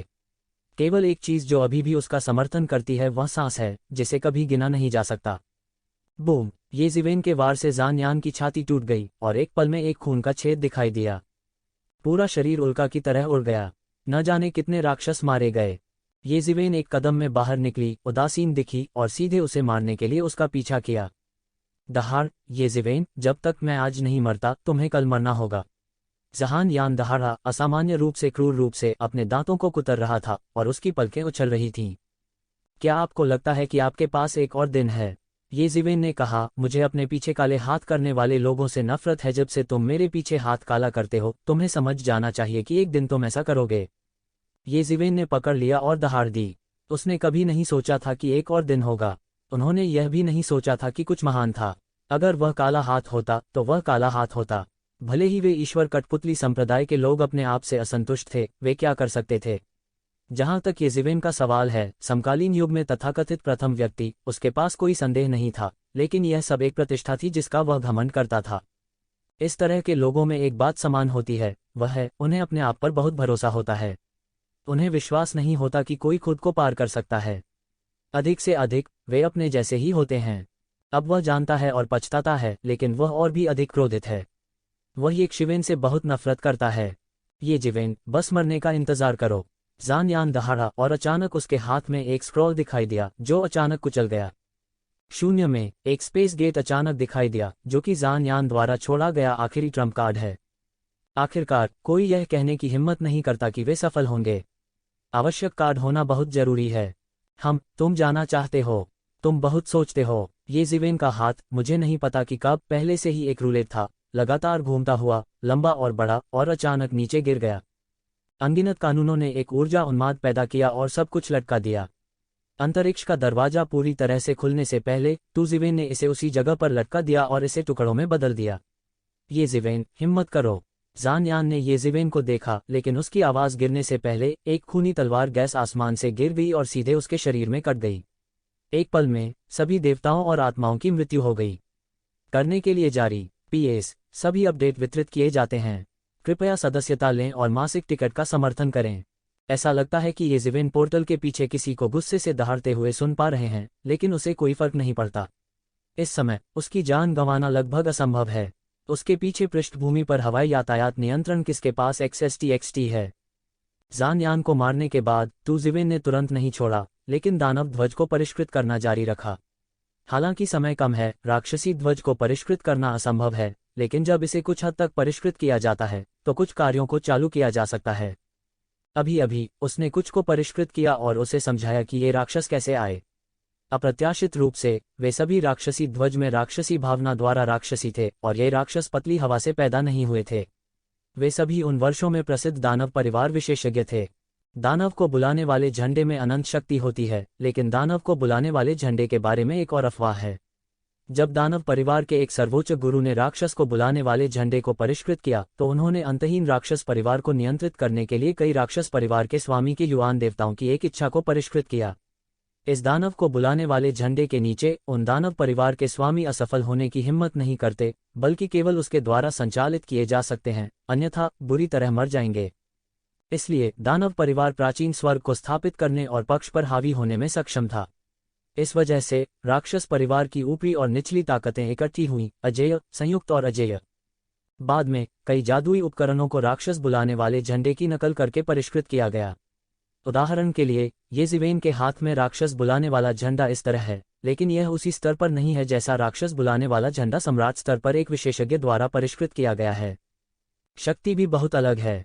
हालांकि जादू का झंडा क्षतिग्रस्त है, अंतिम विश्लेषण में भले ही यह क्षतिग्रस्त न हो, यह सिर्फ एक शीर्ष श्रेणी की कलाकृति है। जब तक तुज़िवेन को पर्याप्त सामग्री दी जाती है, वह इसे मिनटों में परिष्कृत कर सकता है। लेकिन दानव ध्वज अलग है। हालांकि यह दानव ध्वज से अधिक क्षतिग्रस्त है, येज़िवेन इसे प्राप्त नहीं कर सकता है, चाहे वह परिष्कृत तकनीक हो या सर्वोच्च देवताओं की आवश्यकता हो। सौभाग्य से, हालांकि यह खंडित है, नया दानव ध्वज बन गया है। हालांकि शक्ति बहुत कम हो गई है, यह वास्तव में एक जादुई हथियार है जिसका उपयोग किया जा सकता है। विशेष रूप से इन राक्षसों से बनी सेना एक महत्वपूर्ण समय में बहुत काम आ सकती है। जान यानमो हजारों सालों से योजना बना रहे हैं। उसे दानव ध्वज प्राप्त करने के लिए कड़ा संघर्ष करना पड़ता है। येज़िवेन की नज़र में वह इसे ले सकता है। उसके बारे में वास्तव में बहुत सारी अच्छी बातें हैं। हाथ में दानव ध्वज के साथ आसपास के राक्षसों ने बिल्कुल भी पास आने की हिम्मत नहीं की, केवल दूरी में दहाड़ने की हिम्मत की। एक और दिन और रात बीत गई। येज़िवेन ने आखिरकार राक्षस ध्वज का प्रारंभिक शोधन पूरा कर लिया और अपनी क्षमता का पूरा उपयोग करने में सक्षम हो गया। उसने अचानक राक्षस ध्वज को अपने हाथ में ले लिया। एक पल में वे राक्षस अजीब चीख के साथ दौड़ पड़े और फिर राक्षस ध्वज द्वारा अवशोषित हो गए। मूल रूप से अंतहीन थे, और मुझे नहीं पता कि कितने राक्षस सेनाएं थोड़े समय में अवशोषित हो गई थीं। इस समय तुज़िवेन ने आखिरकार दानव ध्वज को पारित कर दिया। इन दैत्यों की संख्या की जांच करने पर अकेले ऋषि लोक में 1000 से अधिक दैत्य होते हैं, और ऋषि लोक के बाद के चरण में 100 से अधिक। ऋषि लोक के शिखर पर 10 शक्तिशाली राक्षस भी हैं, जो शीर्ष 10 राक्षस राजा हैं। बी फैंग और अन्य शक्तिशाली दानव परिवार जिन्हें येज़िवेन ने पहले देखा था उनमें से हैं। अन्य अमरता और देवता असंख्य हैं। येज़िवेन एयर कंडीशनिंग की सांस लेने से खुद को नहीं रोक सकी। प्राचीन टियाटिंग की ताकत अकल्पनीय थी, क्योंकि ये राक्षस बिना मूल के नहीं हैं, बल्कि प्राचीन काल में उन शक्तिशाली दानव देवताओं और दानव राजाओं के युवान देवता हैं, जिनकी तुलना उनकी अपनी ताकत से नहीं की जा सकती। ताकत की तुलना चरम अवधि से नहीं की जा सकती। चरम काल में प्राचीन टियाटिंग को हजारों मजबूत राजाओं के होने का डर था। मुझे डर है कि शीर्ष 10 दानव राजा के राज्य के शिखर हैं। कितनी भयानक ताकत है, तुम्हें पता है, छिपी हुई घाटी सिर्फ 7 शक्तिशाली राजा हैं। इस तरह इसे प्रथम श्रेणी का राजा सीलिंग संप्रदाय कहा जा सकता है। इस समय वह गहराई से समझ गया था कि सम्राट द्वारा विरासत में प्राप्त सामंतवाद संप्रदाय और सामान्य सामंतवाद संप्रदाय के बीच कितना बड़ा अंतर था। मुझे डर है कि सम्राट की साधारण विरासत की ताकतों की तुलना प्राचीन टियाटिंग से नहीं की जा सकती। आखिरकार वुज़ोंग जैसी शक्तिशाली ताकत भी स्वर्ग पर हावी हो रही है और कुछ दुनिया को नियंत्रित कर रही है। प्राचीन टियाटिंग ने एक बार दुनिया पर शासन किया था, और सारा स्वर्ग और दुनिया एक बार उनकी शक्ति के तहत काम गई थी। प्राचीन काल से इसे दुनिया में राजा की शक्ति के रूप में माना जा सकता है। स्वर्गीय परिवार के अलावा ड्रैगन, फीनिक्स और किरण के 3 परिवार एक हैं। बाकी प्राचीन स्वर्गीय दरबार है। उसके बाद अब ऐसा कोई महापुरुष नहीं है। यहाँ तक शाही परिवार जी का परिवार भी इस ताकत की तुलना नहीं कर सकता, क्योंकि कहा जाता है कि प्राचीन तियाटिंग के चरम पर कई सम्राट सत्ता में थे। हालांकि शाही परिवार जी के परिवार में कई सम्राट दिखाई दिए, वे सभी क्रमिक रूप से बाहर आए, और ऐसा कभी नहीं हुआ जब कई सम्राट एक साथ सत्ता में थे। एक मानव सम्राट दुनिया को डराने के लिए पर्याप्त है, लेकिन अगर एक ही समय में शाही स्तर पर अन्य स्वामी हैं, तो यह दुनिया पर शासन करने के लिए पर्याप्त नहीं है। हालांकि एक ही समय में कई सम्राटों द्वारा दानव कबीले का शासन किया जाता है, जो स्वर्ग और दुनिया पर शासन करने के लिए पर्याप्त है। यदि यह स्वर्ग वंश की वापसी के लिए नहीं है, तो मुझे डर है कि अब तक कोई भी उनकी स्थिति को हिला नहीं सकता है। उनकी शक्ति लगभग कई राजासील संप्रदायों की एकता के बराबर है। इससे हम तियानजू की शक्ति की कल्पना कर सकते हैं। स्वर्ग के खिलाफ पहले युद्ध ने मूल अधिपति ड्रैगन, फीनिक्स और किरण को अपंग कर दिया, और अब तक ठीक होने में विफल रहा। स्वर्ग के खिलाफ दूसरे युद्ध ने प्राचीन तियाटिंग को नष्ट कर दिया, और दानव कबीले के दानव राजा और मानव जाति के सम्राट इस लड़ाई में गिर गए। 2 अधिपतियों को एक पंक्ति में उड़ा दिया गया था, और तियानजू आसमान पर लटक रहा था। उस स्तर की चीजें अभी उसके लिए बहुत दूर हैं। हालांकि यह दानव ध्वज का सबसे बड़ा महत्व है। सभी राक्षसों को खिलाया जा सकता है। उन्हें धीरे धीरे अपने चरम पर खिलाना भी संभव है। हालांकि यह केवल सैद्धांतिक है, भले ही यह अभी ही हो, इसमें भी उसके लिए बहुत मदद है। इस कार्य के अलावा दानव ध्वज भी एक शक्तिशाली जादुई हथियार है। जब तक वह पूरी तरह से परिष्कृत है, वह एक धारदार हथियार जोड़ सकता है। भले ही वह एक दिन राजा बन जाए, राक्षस ध्वज उतना ही उपयोगी होगा। राक्षसों की बाधा के बिना ये जिवेन अचानक सबके सामने आ गए। जब उन्होंने इस दृश्य को देखा तो वे दंग रह गए। क्या हुआ? सभी राक्षस क्यों गायब हो गए और कोई नहीं बचा? और यह सब मारे जाने जैसा नहीं है। इसके अलावा इतने सारे राक्षसों को जनशक्ति द्वारा बिल्कुल भी नहीं मारा जा सकता है। यहाँ तक सभी की नज़र में ये जिवेन एक राक्षस है जो 7 और 7 बाहर मार सकता है, लेकिन इन सभी राक्षसों को अंदर और बाहर मारने में सक्षम होना कोई वैचारिक बात नहीं है। इसमें कुछ अजीब होना चाहिए, लेकिन उन्हें नहीं पता कि क्या हुआ। खासकर झान शेंग परिवार के लोग कहाँ हैं? यदि वे सभी भाग जाते तो उन्हें इन लोगों को मारने पर विश्वास नहीं होता। ये जिवेन जैसे राक्षसों को छोड़कर जो 7 इन और 7 को मारकर भाग सकते हैं। इसके अलावा अभी की स्थिति को देखते हुए ये जिवेन निश्चित रूप से उन्हें जाने नहीं देंगे। हालांकि उन्होंने यह नहीं देखा कि तुजिवेन ने यह कैसे किया, वे थोड़ा अनुमान लगा सकते थे। उन्हें डर था कि उन्हें ये जिवेन द्वारा जहर दिया गया था, लेकिन किसी ने भी युद्ध संत परिवार के लोगों, विशेष रूप से शेंगविजोंग और अन्य लोगों के प्रति सहानुभूति नहीं दिखाई। ये लोग जल्दी मर गए, और सबसे महत्वपूर्ण बात, उन्होंने इसे स्वयं नहीं किया, इसलिए उन्हें झान शेंग परिवार के आने की परेशानी के बारे में चिंता करने की जरूरत नहीं है। यह सच में अच्छा है। यहाँ तक गुशियांग और कन्फ्यूशिवाद के अन्य लोगों के पास कोई सहानुभूति नहीं है। जान यान दबंग है, और उनके बीच बहुत सारे संघर्ष हैं जो लंबे समय से अलोकप्रिय हैं। तारानकन तारानकन तारानकन, अकेले ही इतने सारे विशेषज्ञों को मार डालो। यदि ये जिवेन को इसके बारे में पता था तो वह रोने में मदद नहीं कर सकता था, क्योंकि यद्यपि जान यान उसके द्वारा मारा गया था, अन्य जानशेंग परिवार के देवताओं की मृत्यु का उनसे कोई लेना देना नहीं था। वे दैत्य सेना के मुख में जाकर मर गए और उनकी वृद्धि के पोषक बन गए। इंतजार कराने के लिए क्षमा करें। जानशेंग परिवार के विनाश के कारण ये जिवेन बिल्कुल भी विचलित नहीं हुए। सभी ने चुपके से जान यान की प्रशंसा की। झन यान को मारने के बाद भी उसने अपना चेहरा नहीं बदला। झान यान का मनोवैज्ञानिक गुण आमतौर पर मजबूत नहीं था। झन यान कोई साधारण व्यक्ति नहीं था। झान शेंग अभिजात परिवार की पीढ़ी के बीच वह अद्वितीय था और एक युवा पीढ़ी के हाथों मर गया जो उससे बहुत छोटा था। वह मर चुका होगा। नहीं नहीं, धन्यवाद भाई, तू इस बार मुझे बचाने के लिए। भगवान कठपुतली संप्रदाय के नेता ने फिर से धन्यवाद दिया। लेकिन मेरे दिल में मैंने यह उल्लेख नहीं किया कि ये जिवेन ने झाशेंग परिवार के लोगों को मार डाला, जैसे कि ऐसा कभी हुआ ही नहीं था। वैसे भी उनका कुछ पता नहीं था।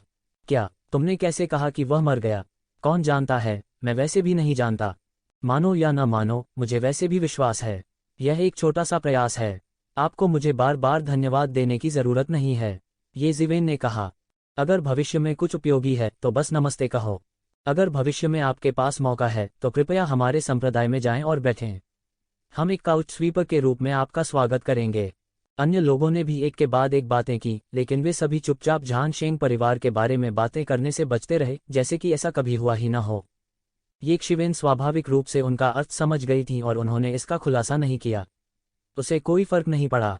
भले ही झान शेंग परिवार नाराज था, लेकिन वह डरने वाला नहीं था। झानशेंग परिवार के पास राजा साम्राज्य का पूर्वज था, लेकिन यंगबू में 7 राजा थे। हालांकि एक से अधिक काम करना बेहतर है। सभी एक दूसरे को अच्छे से जानते हैं, जिससे वह काफी परेशानी से बच सकते हैं।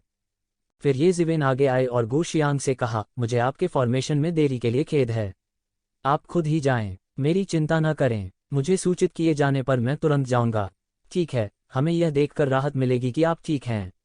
फिर मिलते हैं। गु शियांग और अन्य पाखंडी नहीं थे। उन्होंने कुछ दिनों की देरी की। वे वास्तव में चिंतित थे और एक के बाद एक चले गए। करने के लिए जारी। पुनश्च आज यह पहली घड़ी है। कृपया सदस्यता लें और मासिक टिकट मांगें। कन्फ्यूशियस शिष्यों के चले जाने के बाद शेनपपेट संप्रदाय के लोग अब और नहीं रहना चाहते थे। इतने बड़े बदलाव के बाद वे चोट से लगभग मर ही गए थे। इस समय उन्हें पचाने के लिए भी समय चाहिए। इस बार वे जन शेनशी परिवार का चेहरा देखने आए। किसने कभी सोचा था कि झान यानकेंग द्वारा उन्हें मार दिया जाएगा। कुछ लोगों को छोड़कर जो इस गुप्त स्थान की खोज जारी रखना चाहते हैं, अधिकांश लोगों की अब कोई दिलचस्पी नहीं है। और भगवान कठपुतली संप्रदाय झाओ तियानकुन की हड्डियों को वापस लेने की जल्दी में है। वैसे भी यह भी उनके दरवाजे का सीनियर है। उसकी हड्डियों को बाहर भटकने देना असंभव है। इन लोगों को अलविदा कहने के बाद ये जिवेन रुके नहीं और तियांगे से एकत्र की गई खुफिया जानकारी में बताए गए स्थान के अनुसार चले गए। हालांकि 1 लाख साल हो गए हैं, पूरे गुप्त स्थान का वातावरण बदल गया है, लेकिन यह इस हद तक नहीं बदला है कि ये जिवेन को दिशा बिल्कुल नहीं मिल रही है। अब उसकी नज़र में सब कुछ नहीं मिला है। पुनर्जन्म घास अधिक महत्वपूर्ण है। दिन रात उड़ने के बाद ये जिवेन आखिरकार तियांज अखबार में दर्ज विशाल दलदल में पहुंचे। पूरा दलदल बहुत विशाल और अंतहीन है। समय समय पर आप द्वीप पर बिखरे हुए 2 छोटे द्वीपों को देख सकते हैं। द्वीप पर आकाश के पेड़ जमीन से उगते हैं, जो शानदार दिखता है। पास का दलदल बहुत शांत दिखता है, लेकिन यह इतना शांत है कि यह और भी उदास दिखता है। जब तू जिवेन ने छुटकारे के लिए अपनी आंखें खोलीं, तो उसने पाया कि एक छोटा शहर दलदल में गहरे एक द्वीप पर बना हुआ था। पूरा शहर अपक्षय दिखता है और इसे लंबे समय तक बनाया जाना चाहिए था। उन्होंने इसके बारे में सोचा और तुरंत वहां जाने का फैसला किया और फिर दिशा निर्धारित की। हालांकि तेयन से सूचना मिली थी, वह इतने सालों से वहां था।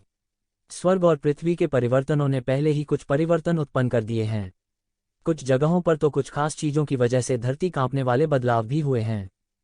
तियांज की जानकारी के अनुसार इस दलदल के सबसे मध्य क्षेत्र में कोहरे में पुनर्जन्म घास का उत्पादन होता है। वह अबाबील की तरह हल्का निकला और दलदल के ऊपर से तैरता रहा। काफी समय से उसे यह महसूस नहीं हुआ था। वह अब कहीं भी उड़ सकता है और यहाँ तक सीधे अंतरिक्ष के माध्यम से फाड़ सकता है। उसे हल्केपन के कौशल की बिल्कुल भी आवश्यकता नहीं है। लेकिन इस दलदल में न जाने कौन सी रहस्यमयी शक्ति ने मुझे लपेट रखा है। पक्षियों के लिए इसे पार करना और भी कठिन है, इसलिए मैं केवल फ्लैट जाना चुन सकता हूँ। बेशक उनका हल्कापन कौशल अतीत से अलग है। यह 1 इंच में सिकुड़ने जैसा है। एक पल में पूरा व्यक्ति सैकड़ों फीट दूर दिखाई देता है। पूरा फिगर दलदल पर चमक गया। हर झिलमिलाहट बहुत देर तक उड़ती रही, लेकिन उसके पैर दलदल पर थे। उसने कोई पद चिन्ह नहीं छोड़ा। उन्होंने बिना निशान के बर्फ पर कदम रखने का उच्चतम स्तर निश्चित रूप से हासिल किया है। शहर मोचन की आंख से बहुत दूर नहीं है, लेकिन जब वह वास्तव में उठा, तो वह वास्तव में मरे हुए घोड़े को पहाड़ पर दौड़ते हुए देखना चाहता था। इसके अलावा वह अभी तक उड़ नहीं सका। उसे 2 घंटे और लगे। मैं आखिरकार दलदल को पार कर इस शहर में आ गया। पूरा शहर थोड़ा जीर्ण शीर्ण है और बहुत से लोग नहीं हैं। ऊपर और नीचे लगभग 1000 लोग हैं। हालांकि बहुत से लोग नहीं हैं, वे सभी विशेषज्ञ हैं। कई दिनों से दलदल से प्राप्त कुछ खजाने को बेचने के लिए कुछ लोगों ने यहाँ स्टॉल लगा रखा है। आखिरकार ये जिवेन देर से आए, पर सब चुपचाप प्रतीक्षा कर रहे हैं, कुछ न करें तो भी बाहर न निकलें। जल्द ही ये जिवेन को पता चल गया कि ये लोग किस चीज का इंतजार कर रहे थे। यह वह स्थान था जिसका उल्लेख तियांज द्वारा प्राप्त खुफिया जानकारी में किया गया था। पिछली बार जब इस गुप्त स्थान को खोला गया था तो गहरे दलदल में एक मंदिर दिखाई दिया था। पूरा मंदिर बहुत रहस्यमय था, लेकिन समय बहुत कम था और सम्राट चयन मार्ग के खुलने का समय जल्द ही बीत जाएगा, इसलिए उनके पास पता लगाने का समय नहीं है। इस बार और लोग आएंगे। सभी जातीय समूहों के हजारों लोगों, यहाँ तक स्वदेशी लोगों ने भी समाचार प्राप्त किया और कई लोग आए। इस छोटे से कस्बे में ये हजारों लोग खबर का इंतजार करने के लिए जमा हुए और बाहर नहीं निकले। ये शिवेन ने पहले शुरू करने की योजना बनाई थी, लेकिन इस समय कोई रास्ता नहीं था। चूंकि मंदिर का जन्म नहीं हुआ था, उसके पास चिंता करने पर भी कोई रास्ता नहीं था। उन्हें इन लोगों के साथ इंतजार करना पड़ा। वह चुपचाप प्रतीक्षा करता रहा। यह एक छोटा आधा साल था। इस छोटे से आधे साल में उसे रहने के लिए बस एक छोटा सा अहाता मिला। यहाँ कोई मालिक नहीं था। स्वाभाविक रूप से कोई किराया या कुछ भी नहीं था। हालांकि इस छोटे से आधे साल के दौरान उन्हें परेशान किया गया और कई लोगों ने इस छोटे से यार्ड को पसंद किया। क्योंकि पिछले 6 महीनों में अधिक से अधिक लोग शहर में आए, क्योंकि शहर काफी बड़ा नहीं था और जल्द ही लोगों से भर गया था, यह अपरिहार्य था कि कुछ संघर्ष और विरोधाभास टूटेंगे। विशेष रूप से ये देवता सभी विद्रोही थे और न जाने कितने लोगों को परेशानी हुई, लेकिन वे उसके द्वारा पीटे गए। अपनी वर्तमान ताकत के साथ, हालांकि वह शीर्ष नहीं है, जब तक वह सम्राट के चुनाव के रास्ते में राक्षसों को उकसाता नहीं है, तब तक उसे किनारे पर जाने के लिए कहा जा सकता है। भले ही वह उन राक्षसों से मिला हो, उसके पास कुछ कार्ड और साधन भी थे, लेकिन वह आसानी से उनका उपयोग नहीं करता था। मुसीबत में आने वालों को येज़िवेन द्वारा दूर भेजे जाने के बाद येज़िवेन ने मुख्य रूप से इसका इस्तेमाल खेती के लिए किया। इस छोटे से आधे साल के दौरान उन्होंने लगातार प्रकाश सार स्रोत में निहित ऊर्जा को अवशोषित किया और लगातार अपने मानस और कौशल को बढ़ाया। यह प्रकाश सार स्रोत वास्तव में उसकी प्रतिष्ठा पर खरा उतरता है। कोई आश्चर्य नहीं कि जून डिंगटियन को इसे प्राप्त करने के लिए एक बड़ी कीमत चुकानी पड़ी। यदि जून डिंगटियन को यह मिल जाता है तो उसकी साधना फिर से बहुत तेजी से आगे बढ़ेगी। हालांकि यह अच्छा है कि येज़िवेन अब येज़िवेन के हाथों में आ गई है। यहाँ तक येज़िवेन में भी अपनी असीमित साधना जारी रखने का आवेग है। जल्द ही प्रकाश और सार स्रोत के साथ येज़िवेन ने अभी अभी साधु लोक के प्रारंभिक चरण में प्रवेश किया है। थोड़े से आधे वर्ष के बाद वह ऋषि लोक के प्रारंभिक चरण के शिखर पर पहुंच गया है। खेती करना जारी रखें। कुछ वर्षों में उसने महसूस किया कि वह ऋषि लोक के मध्य चरण में स्थिर रूप से प्रवेश करने में सक्षम हो गया था। हालांकि दुर्भाग्य से समय ने उन्हें ज्यादा अधिशेष नहीं दिया। जब वह एक और सफलता हासिल करने की तैयारी कर रहा था तो अंत में खबर आई कि किसी ने मंदिर को कोहरे की गहराई में देखा। पूरा शहर एक सनसनी था और हर कोई मंदिर की दिशा में लूटपाट कर रहा था, यहाँ तक कि येज़िवेन भी कोई अपवाद नहीं था। एक पल के लिए आप आकृति को चमकता हुआ देख सकते हैं। क्योंकि कोई उड़ नहीं सकता, वे केवल दलदल पर ही दौड़ सकते हैं। सबने ज्यादा सोचने और ज्यादा चेक करने की उपेक्षा की है और इसने जल्द ही पर्याप्त कीमत चुका दी। विशाल मुंह दलदल की गहराई से बाहर निकले, सीधे इन देवताओं को काट लिया और उन्हें पानी में खींच लिया। पूरे दलदल में पानी इतना गंदा था कि लोग देख ही नहीं पा रहे थे कि उसमें क्या है। लेकिन येज़िवेन ने स्पष्ट रूप से देखा। जिस क्षण राक्षस ने पानी छोड़ा, उसने स्पष्ट रूप से देखा कि यह वास्तव में एक विशालकाय मगरमच्छ था, जिनमें से प्रत्येक अत्यंत शक्तिशाली था। उसने मुक्ति की अपनी आंखें खोलीं और नीचे देखा। हालांकि यह कानून के अलगाव के कारण सच नहीं था, फिर भी वह देख सकता था कि इसमें जीवन की एक घनी सांस छिपी हुई थी, कम से कम दसियों हजार। मैं एयर कंडीशनिंग की सांस लेने के अलावा और कुछ नहीं कर सकता। यहाँ इतने खूंखार मगरमच्छ किसने रखे हैं? तुम्हें पता है, ये कोई साधारण लोग नहीं बल्कि देवता हैं। वे एक काटने में निगल जाते हैं, उन्हें संघर्ष करने का मौका ही नहीं मिलता। गर्जन, एक क्रोधित दहाड़ और एक विशाल मुंह दलदल से उठा और उसके पूरे शरीर को ढंक दिया। हालांकि येज़िवेन की तुलना एक साधारण भगवान से कैसे की जा सकती है? तुरंत एक तीर कदम के साथ पूरा शरीर सैकड़ों मीटर तक चमक उठा। भयंकर मगरमच्छ का हमला हवा में गिरा और फिर एक तलवार भयंकर मगरमच्छ की ओर कटी, जिससे भयंकर मगरमच्छ एक पल में मर गया। रक्त ने हवा भर दी, चारों ओर किलोमीटर की दूरी को पूरी तरह से लाल कर दिया और गंध सूंघकर और अधिक भयंकर मगरमच्छ इकट्ठा हो गए। यह जानते हुए कि वह अधिक समय तक नहीं रह सकता, येज़िवेन जल्दी से मंदिर की दिशा में भाग गया। यह अभी भी मंदिर से बहुत दूर है, लेकिन यहाँ ऐसी पुस्तकें हैं जिन्हें गलती से भयंकर मगरमच्छों ने निगल लिया था। हर कोई दहशत में था, लेकिन वे पहले से ही बाघ की सवारी कर रहे थे। यदि वे पीछे मुड़ें तो वे भयंकर मगरमच्छों का एक अनंत समूह होगा। आगे बढ़ने में कोई फर्क नहीं पड़ा। उड़ नहीं सकते, भाग नहीं सकते, केवल आगे बढ़ सकते हैं। प्रतीत होता है कि जूली लंबी नहीं थी, वे 2 घंटे तक पूरे रास्ते दौड़ते रहे।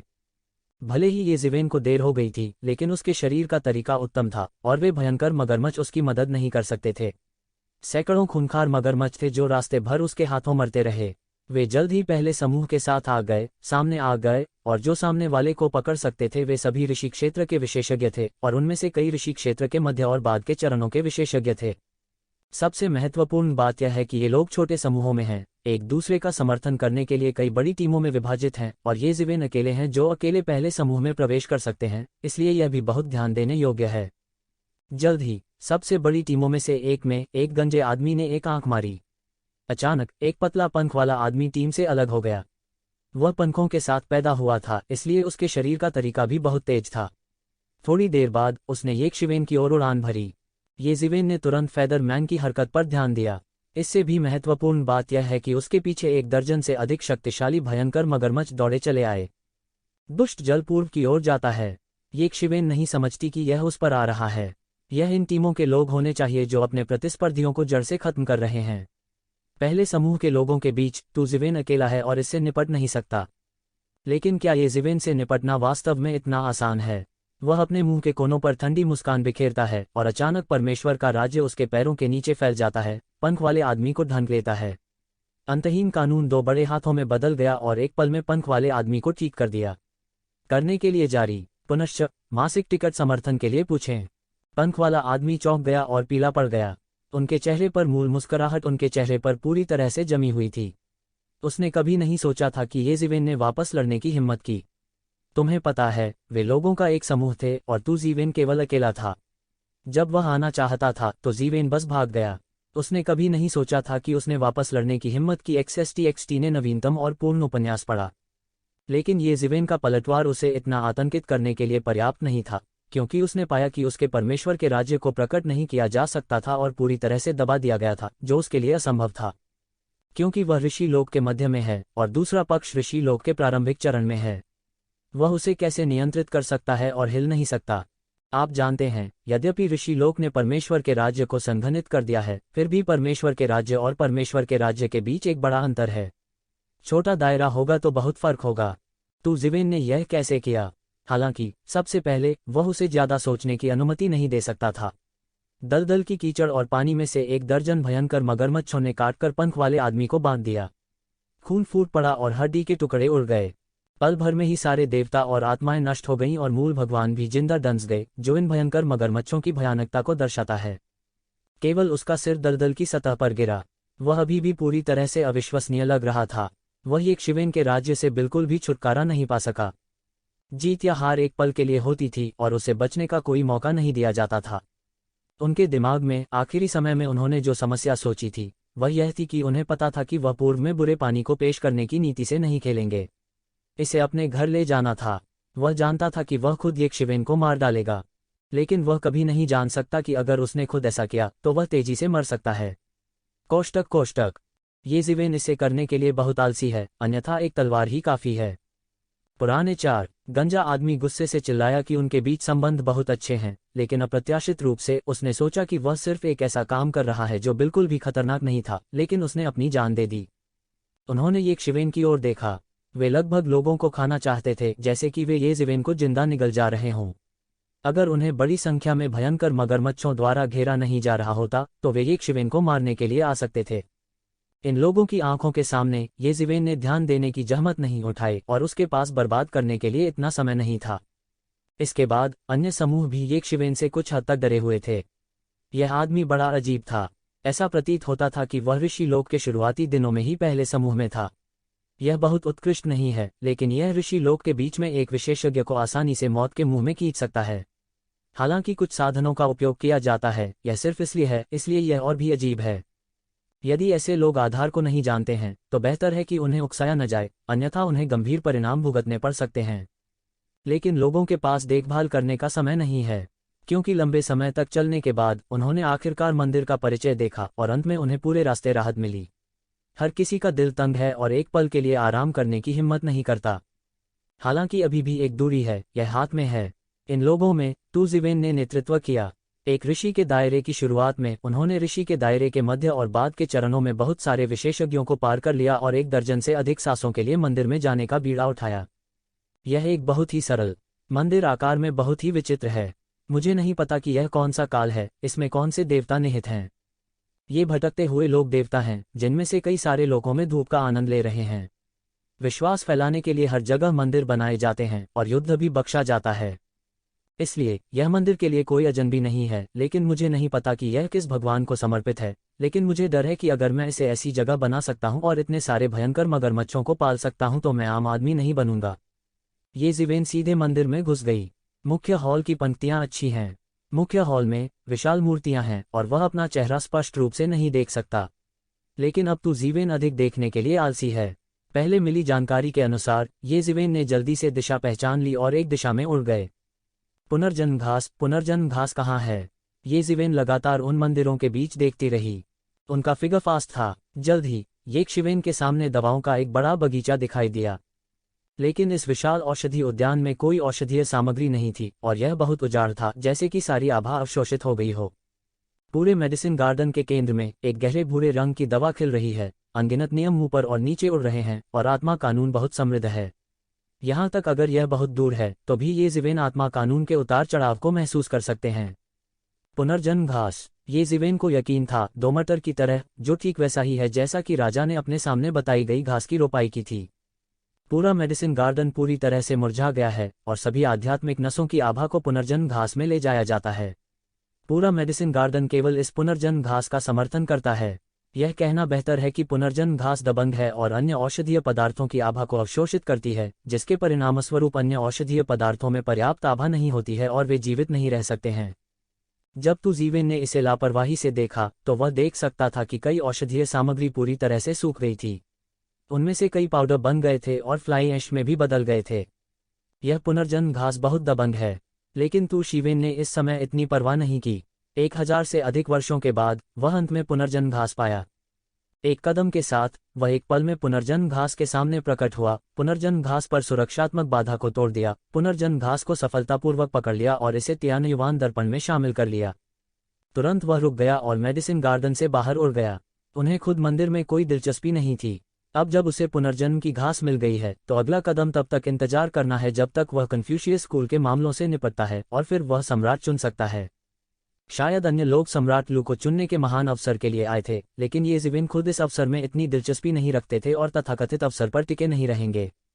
लड़का, मुझे अभी जो कुछ मिला है उसे दे दो ताकि मैं तुम्हारा पूरा शरीर रख सकूं। ये जीवेन अभी तक मेडिसिन गार्डन से बाहर नहीं निकले थे, लेकिन उन्होंने एक ठंडी हंसी सुनी। गंजा आदमी और उसकी पार्टी, जो पहले ये जीवेन के साथ परेशानी में थे, प्रवेश द्वार पर उनके चेहरे पर एक गंभीर मुस्कान के साथ दिखाई दिए। पार्टी के 1 दर्जन लोगों ने ये शिवेन को भागने का कोई मौका दिए बिना पूरी तरह से घेर लिया है। 1 दर्जन देवता उस पर पूरी तरह से बंद हैं। करने के लिए जारी, पूरे शरीर को छोड़ दें।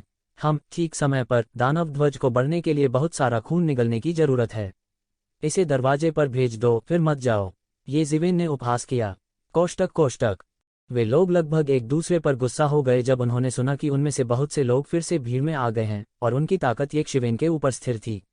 यह आदमी डरता नहीं था, बल्कि बेतहाशा बोलने की हिम्मत रखता था, जो वास्तव में घातक था। गंजा आदमी फालतू की बातें करने से भी गुरेज नहीं करता था।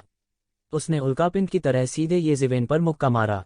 उसकी मुट्ठी फट गई और तारे बन गए। मुट्ठी की शक्ति फैल गई और हवा में बह गई। प्रत्येक मुट्ठी शक्ति में कानून की अनंत शक्ति होती है। यह पंच उनकी असाधारण ताकत को भी दर्शाता है। चेंग गो के लिए ऋषि लोक में इन बुनियादी गुरुओं का नेता बनना इतना आसान नहीं है। इस पंच ने लगभग स्वर्ग और पृथ्वी को अपनी पहली शक्ति बना लिया था, जिससे कि तू जीवेन बचकर बच नहीं सकते थे। मुझे नहीं पता कि मरना अच्छा है या बुरा।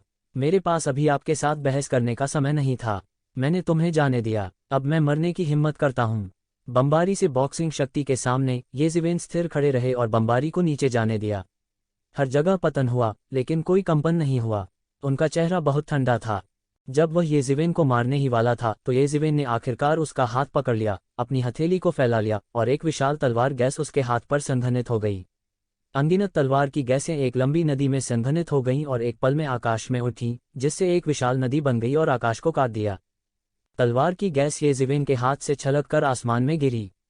शेंग ने गंजे आदमी की मुट्ठी तोड़ दी। नंगे सिर वाले आदमी की मुट्ठी बिना छुए ही एक शिवेन के फर के एक बड़े हिस्से को तोड़ दी गई थी। यह किस प्रकार की तलवार की शक्ति है? यह इतनी शक्तिशाली कैसे हो सकती है? गंजा आदमी हैरान हुआ और बार बार पीछे हट गया। जोरदार क्यूई की रक्षा करने वाले उनके शरीर ने इस तलवार की गति के सामने टूटने के संकेत दिए। यदि आप काला खाना चाहते हैं तो आपको यह देखना होगा कि आपके पास कितने किलोग्राम हैं। ये जीवेन उपहास किए बिना नहीं रह सकी। अचानक वह जगह पार कर गया और गंजे आदमी के पास आ गया। उसके हाथ में तलवार घूमती रही, बड़ी और सीधे वार कर निकल गई। बूम! इस गीत की तलवार आकाश में दौड़ी और आकाश को भेदी। उसके पीछे अंतहीन तलवार क्यूई भड़क उठी, लगभग कैंडो की दुनिया बन गई। रोब जमाना। दूसरे जल्दी में थे। उन्हें उम्मीद नहीं थी कि एक शिवेन इतना भयानक होगा। एक के बाद एक परमेश्वर ने ये जीवेन के पदचिह्नों को विलंबित करने के लिए परमेश्वर के राज्य का शुभारंभ किया। कोष्टक। अनगिनत देवता बड़े हाथों में बदल गए और एक शिवेन को पकड़ लिया। मरना। तू जीवेन ने एक कोल्ड ड्रिंक दी, अचानक रुक गई, अचानक अपनी हथेली लहराई और अनगिनत तलवार क्यूई बह गई। परमेश्वर के राज्य में फैले ये सभी एक पल में ढह गए, और वे जीवन के विरोधी बिल्कुल भी नहीं थे। कानून के वे बड़े हाथ भी एक झटके में टूट गए। यह हवा में बह गया। Poof poof poof. ये लोग जिन्हें तत्काल मार दिया जाना चाहिए था, इस समय ये जीवन की तलवार से बह गए थे, और उनका आक्रमण एक के बाद एक विघटित हो गया था। और सबसे महत्वपूर्ण बात, पूरा शरीर बुरी तरह जख्मी हो गया और मांस उल्टा उड़ गया। लेकिन ये जीवन इतने अनुचित थे कि उन्होंने उन्हें बचने का कोई मौका नहीं दिया। वह तलवार पर हावी हो गया और हवा में उठा। कई सांसों के बीच यह हजारों फीट लंबा हो गया, एक व्यापक। पीछे की ओर उड़ने वाले इन लोगों को बचने का मौका तक नहीं मिला और सीधे बह गए।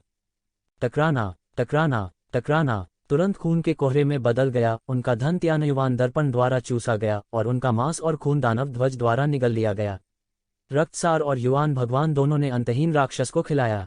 थोड़ी देर बाद इतना बड़ा रक्तसार निगल गया था। तुम्हारी हिम्मत कैसे हुई? गंजे आदमी ने अपनी आंखें खोली और फूट फूट कर रोने लगा। अनगिनत लड़ाइयों के बाद ये लोग एक साथ बड़े हुए। यह कहा जा सकता है कि वे भाई बहन हैं। उन्होंने पहले एक तोड़ा और अब वे सभी मर चुके हैं। वह अकेला बचा है। वह कैसे नाराज ना हो। उसका मन उसके पूरे शरीर पर जल रहा था और उसकी ऊंचाई 10 फीट से अधिक हो गई थी। ऐसा लग रहा था कि एक शिवेन एक ही बार में बहुत सिकुड़ गई। वह शक्तिशाली था और एक राक्षस भगवान की तरह दिखता था। उसने स्वर्ग और पृथ्वी में एक बड़ा अंतर खोला। अनगिनत अराजक ताकतों को उसके द्वारा खींच लिया गया और उसके शरीर में डाल दिया गया, जिससे उसका मन मजबूत और मजबूत हो गया। तेज तेज हवा ने एक शिवेन के कपड़ों से आवाज की। इस समय गंजे आदमी ने अपनी ताकत को चरम पर पहुंचा दिया और मजबूत होता गया। मरना। एक गर्जना के साथ उसने फिर से मुक्का मारा, सीधे अंदर गया, सीधे येज़ेवेन के सिर में विस्फोट कर दिया और येज़ेवेन को सीधे उड़ा देना चाहता था। यह अच्छा नहीं है। यदि आप बहुत अधिक खून जलाते हैं तो मैं हार जाऊंगा। येज़ेवेन को गंजे आदमी के हमले की बिल्कुल भी परवाह नहीं थी। उसे डर था कि गंजा आदमी उसका सारा खून जला देगा। इस टिप्पणी ने गंजा आदमी को तुरंत क्रोधित कर दिया और लगभग जीवित नहीं रहा। मुट्ठी बिजली की तरह गिरी, असीम क्षमता के साथ, और जल्द ही पहाड़ की चोटी पर पहुंच गई। कब सोने और लोहे के टकराने की आवाज जैसी एक बड़ी गर्जना, उसकी भयानक मुट्ठी को येज़ेवेन ने आसानी से रोक लिया। येज़ेवेन के पूरे शरीर के रोम रोम से एक शक्तिशाली तलवार की आत्मा निकलने लगी। इससे पहले कि उसके पास जवाब देने का समय होता, येज़ेवेन की तलवार का इरादा खत्म हो गया और भयानक तलवार की क्षमता बह गई। तलवार की क्षमता के क्षण में उसके सभी अपराध इंच इंच टूट गए।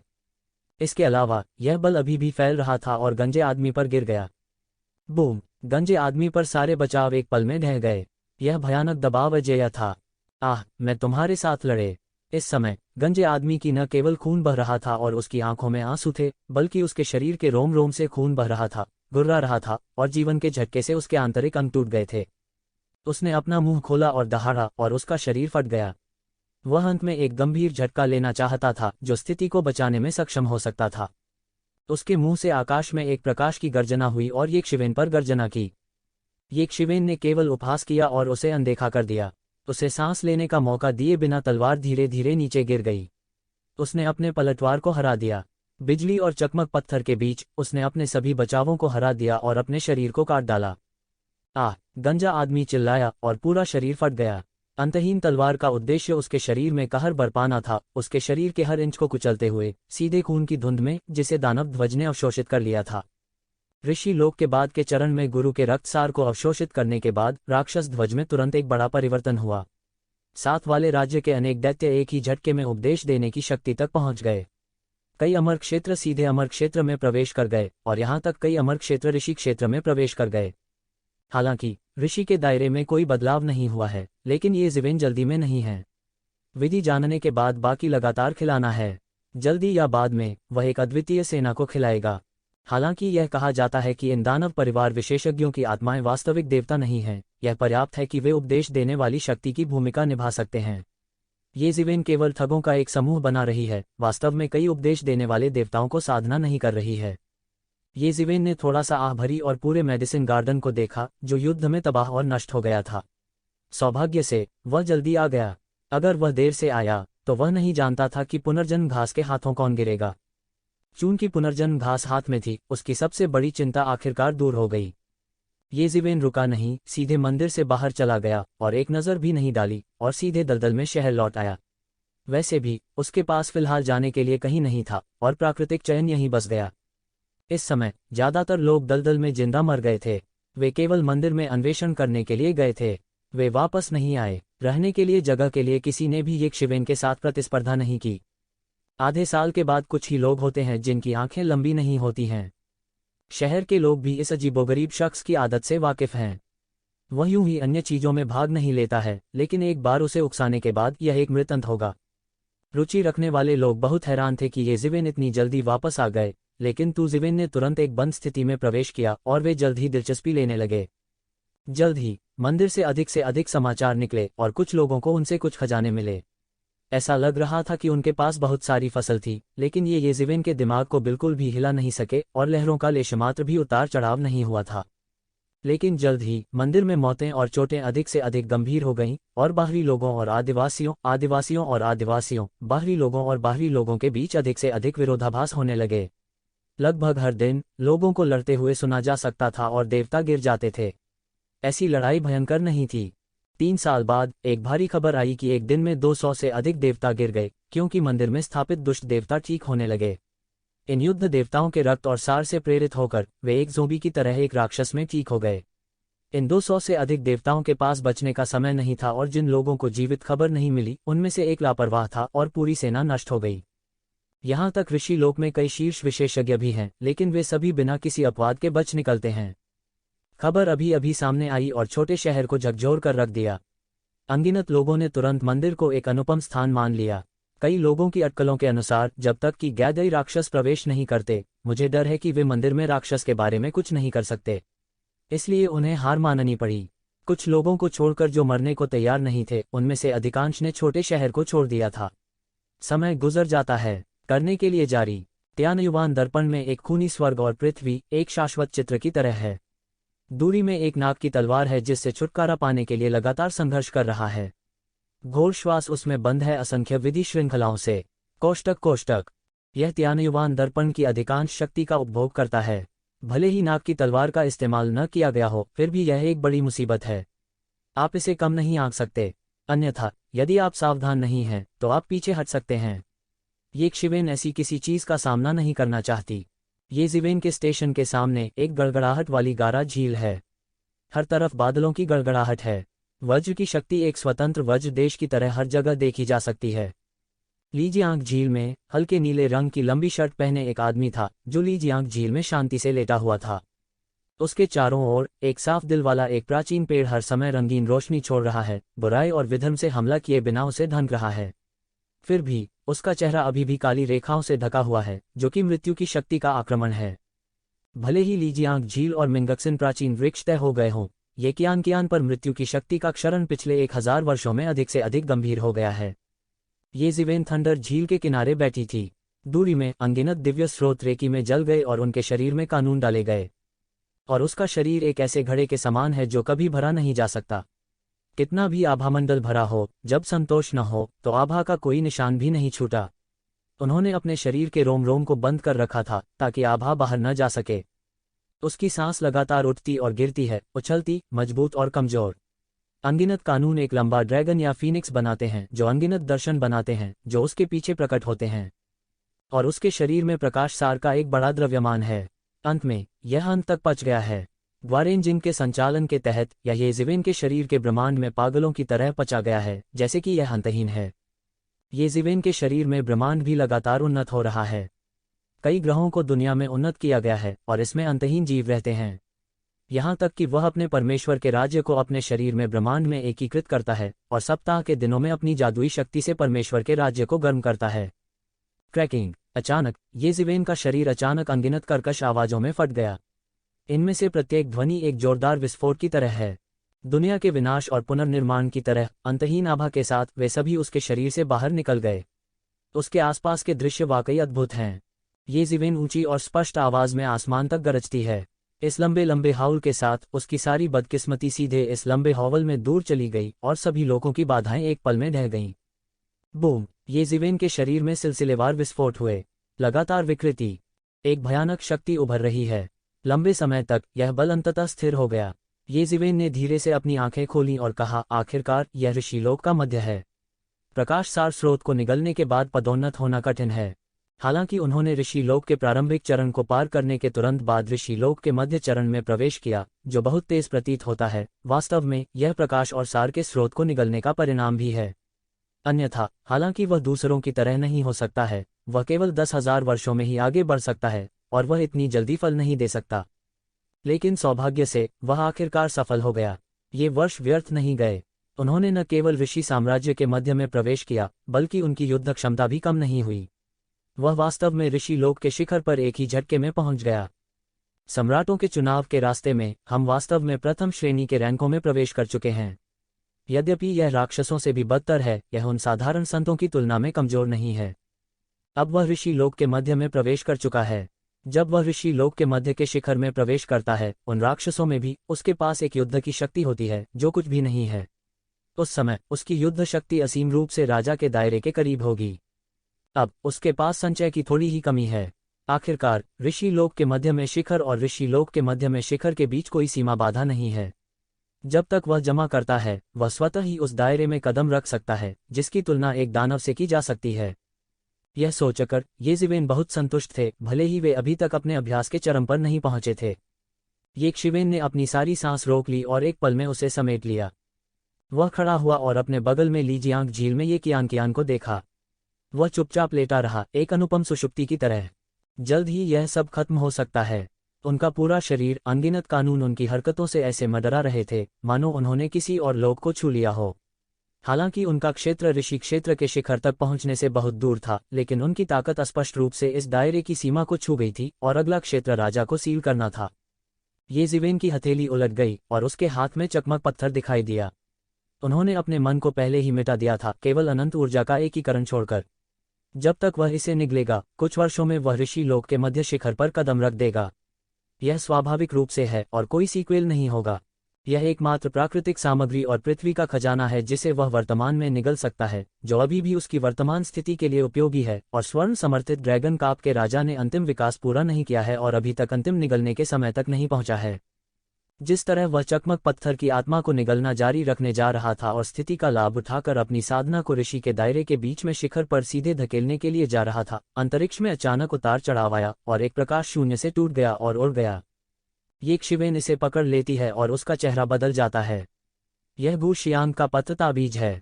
उसका पत्र ताबीज उसे बताता है कि उसे बसंत और पतझड़ का कलम मिल गया है और येशिवेन को जल्दी से बैठक में जाने के लिए कहता है। हालांकि येज़िवेन ने खुद से पूछा कि क्या वह निश्चित रूप से जून डिंगटियन को मार डालेगा, भले ही वह उन राक्षसों से मिला हो, वह खुद को बचाने के लिए पर्याप्त था। वह वास्तव में नहीं कर सका। पीछे हटना ठीक है, यह गठबंधन डिस्पेंसेबल है। हालांकि एक आदमी का पति, थूक और नाखून, उसने जो कहा उससे पीछे नहीं हटेगा। इससे भी महत्वपूर्ण बात यह है कि यदि जून डिंगटियन इस गुप्त दायरे में प्रकट होता है तो यह इस समय होना चाहिए। मुझे डर है कि चुनकियू पेन के पुनर्जन्म ने अनगिनत लोगों के विचारों को आकर्षित किया है। जून डिंगटियन, यह सामान्य खाता बही की गणना करने का समय है। येज़िवेन की अभिव्यक्ति अत्यंत गरिमापूर्ण थी। अगले ही पल उसका शरीर त्यानयुवान दर्पण में गायब हो गया था। इसी समय के साथ बसंत और शरद ऋतु की कलम फैल गई। भले ही कन्फ्यूशिवाद के विशेषज्ञों ने जानबूझकर इसे अवरुद्ध किया हो, यह बेकार था। यह अभी भी पूरी तरह फैल गया है। बहुत से लोग हैं जो बसंत और पतझड़ कलम के लिए आए हैं। इस समय उन्होंने पूरी तरह से अपनी कार्रवाई शुरू कर दी है। दूर आकाश में एक विशाल पर्वत तैर रहा है। पूरा पहाड़ प्राकृतिक रूप से नहीं बना है, बल्कि एक तरह का जादू का हथियार है, एक बहुत शक्तिशाली टॉप ग्रेड जादू का हथियार है। इस पर्वत पर कई शक्तिशाली गंधों का वास है और इसमें जीव रहते हैं। यह पर्वत कोई अज्ञात जादू का हथियार नहीं है, बल्कि एक अनिर्णीत देव धर्म, अनिर्णीत देव पर्वत में एक बहुत प्रसिद्ध जादू का हथियार है। वुडिंग का पूरा धार्मिक नाम वुडिंग है, जिसका अर्थ है कि स्वर्ग का मार्ग अस्थायी और अनिश्चित है, और वे एकमात्र चर को मास्टर करना चाहते हैं और दिनों की संख्या को रोकना चाहते हैं, जो उनकी ताकत के पीछे एक राजा सीलिंग संप्रदाय भी है। वुडिंग पर्वत भी बहुत शक्तिशाली है। यह मांस की चक्की की तरह शून्य में लगातार लागू होता है। इससे कोई फर्क नहीं पड़ता कि किस प्रकार के क्रूर जीव वुडिंग पर्वत से टकराते हैं, वे केवल मौके पर ही विस्फोट कर देंगे। इस समय वुडिंग पर्वत के चारों ओर अनगिनत राक्षस घिरे हुए हैं। यह कहा जाना चाहिए कि वुडिंग पर्वत ने सीधे इन राक्षसों के घोंसलों पर हमला किया। वुडिंग पर्वत पर जब तक वुडिंग धर्म के अनुयायी दियायुताई पर मजबूती से बैठते हैं, वे लगातार इन राक्षसों का शिकार कर सकते हैं और उन्हें मार सकते हैं, खुद को समृद्ध कर सकते हैं और धन लूट सकते हैं। उनकी ताकत भी बढ़ रही है और हर समय मजबूत हो रही है। और अधिक राक्षसों को वुडिंग पर्वत द्वारा लगभग मार दिया गया था और वुडिंग पर्वत के पोषक तत्वों में बदल गया और यहाँ तक वुडिंग पर्वत के मालिक का पोषण भी किया। यह एक बड़े मैक की तरह है। यह अजेय है। इस समय वुडिंगशेन पर्वत पर एक विशाल और आलीशान महल में वुडिंगशेन पर्वत के मालिक राक्षसों से भरे एक युवक ने अचानक अपनी आंखें खोलीं।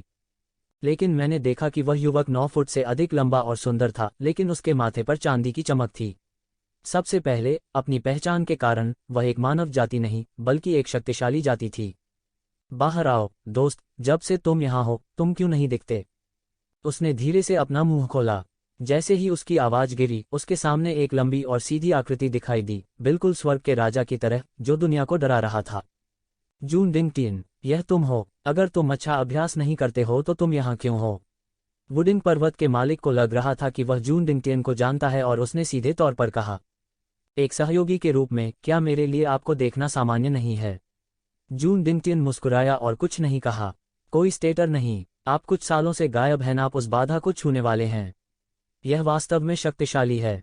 आखिरकार यह अभी भी अलग है, लेकिन यह तेज है। मैं तुरंत ही ऋषि लोक के शिखर में प्रवेश कर सकता हूँ। उस समय उन राक्षसों की तुलना में मुझे केवल कौशल के संचय की आवश्यकता है। जब मैं चच लौटता हूँ और कुछ तियांकाए और दबाव को निगलता हूँ तो मैं उन राक्षसों को तुरंत चुनौती दे सकता हूँ। और क्या है? किसी स्टेटर ने उसके चेहरे पर शालीनता से नहीं कहा, आपकी ताकत खराब नहीं है। हम दोनों साथ मिलकर काम करें तो हमारा विरोधी कौन हो सकता है? इस गुप्त स्थान को झाड़ू लगाने में कोई कठिनाई नहीं है। यदि आप वास्तव में ऐसा सोचते हैं तो आप वास्तव में नहीं जानते कि आप मर रहे हैं। जून डिंगटियन ने ठंडेपन से कहा, करने के लिए जारी। पुनश्च सदस्यता और मासिक टिकट समर्थन के लिए पूछें।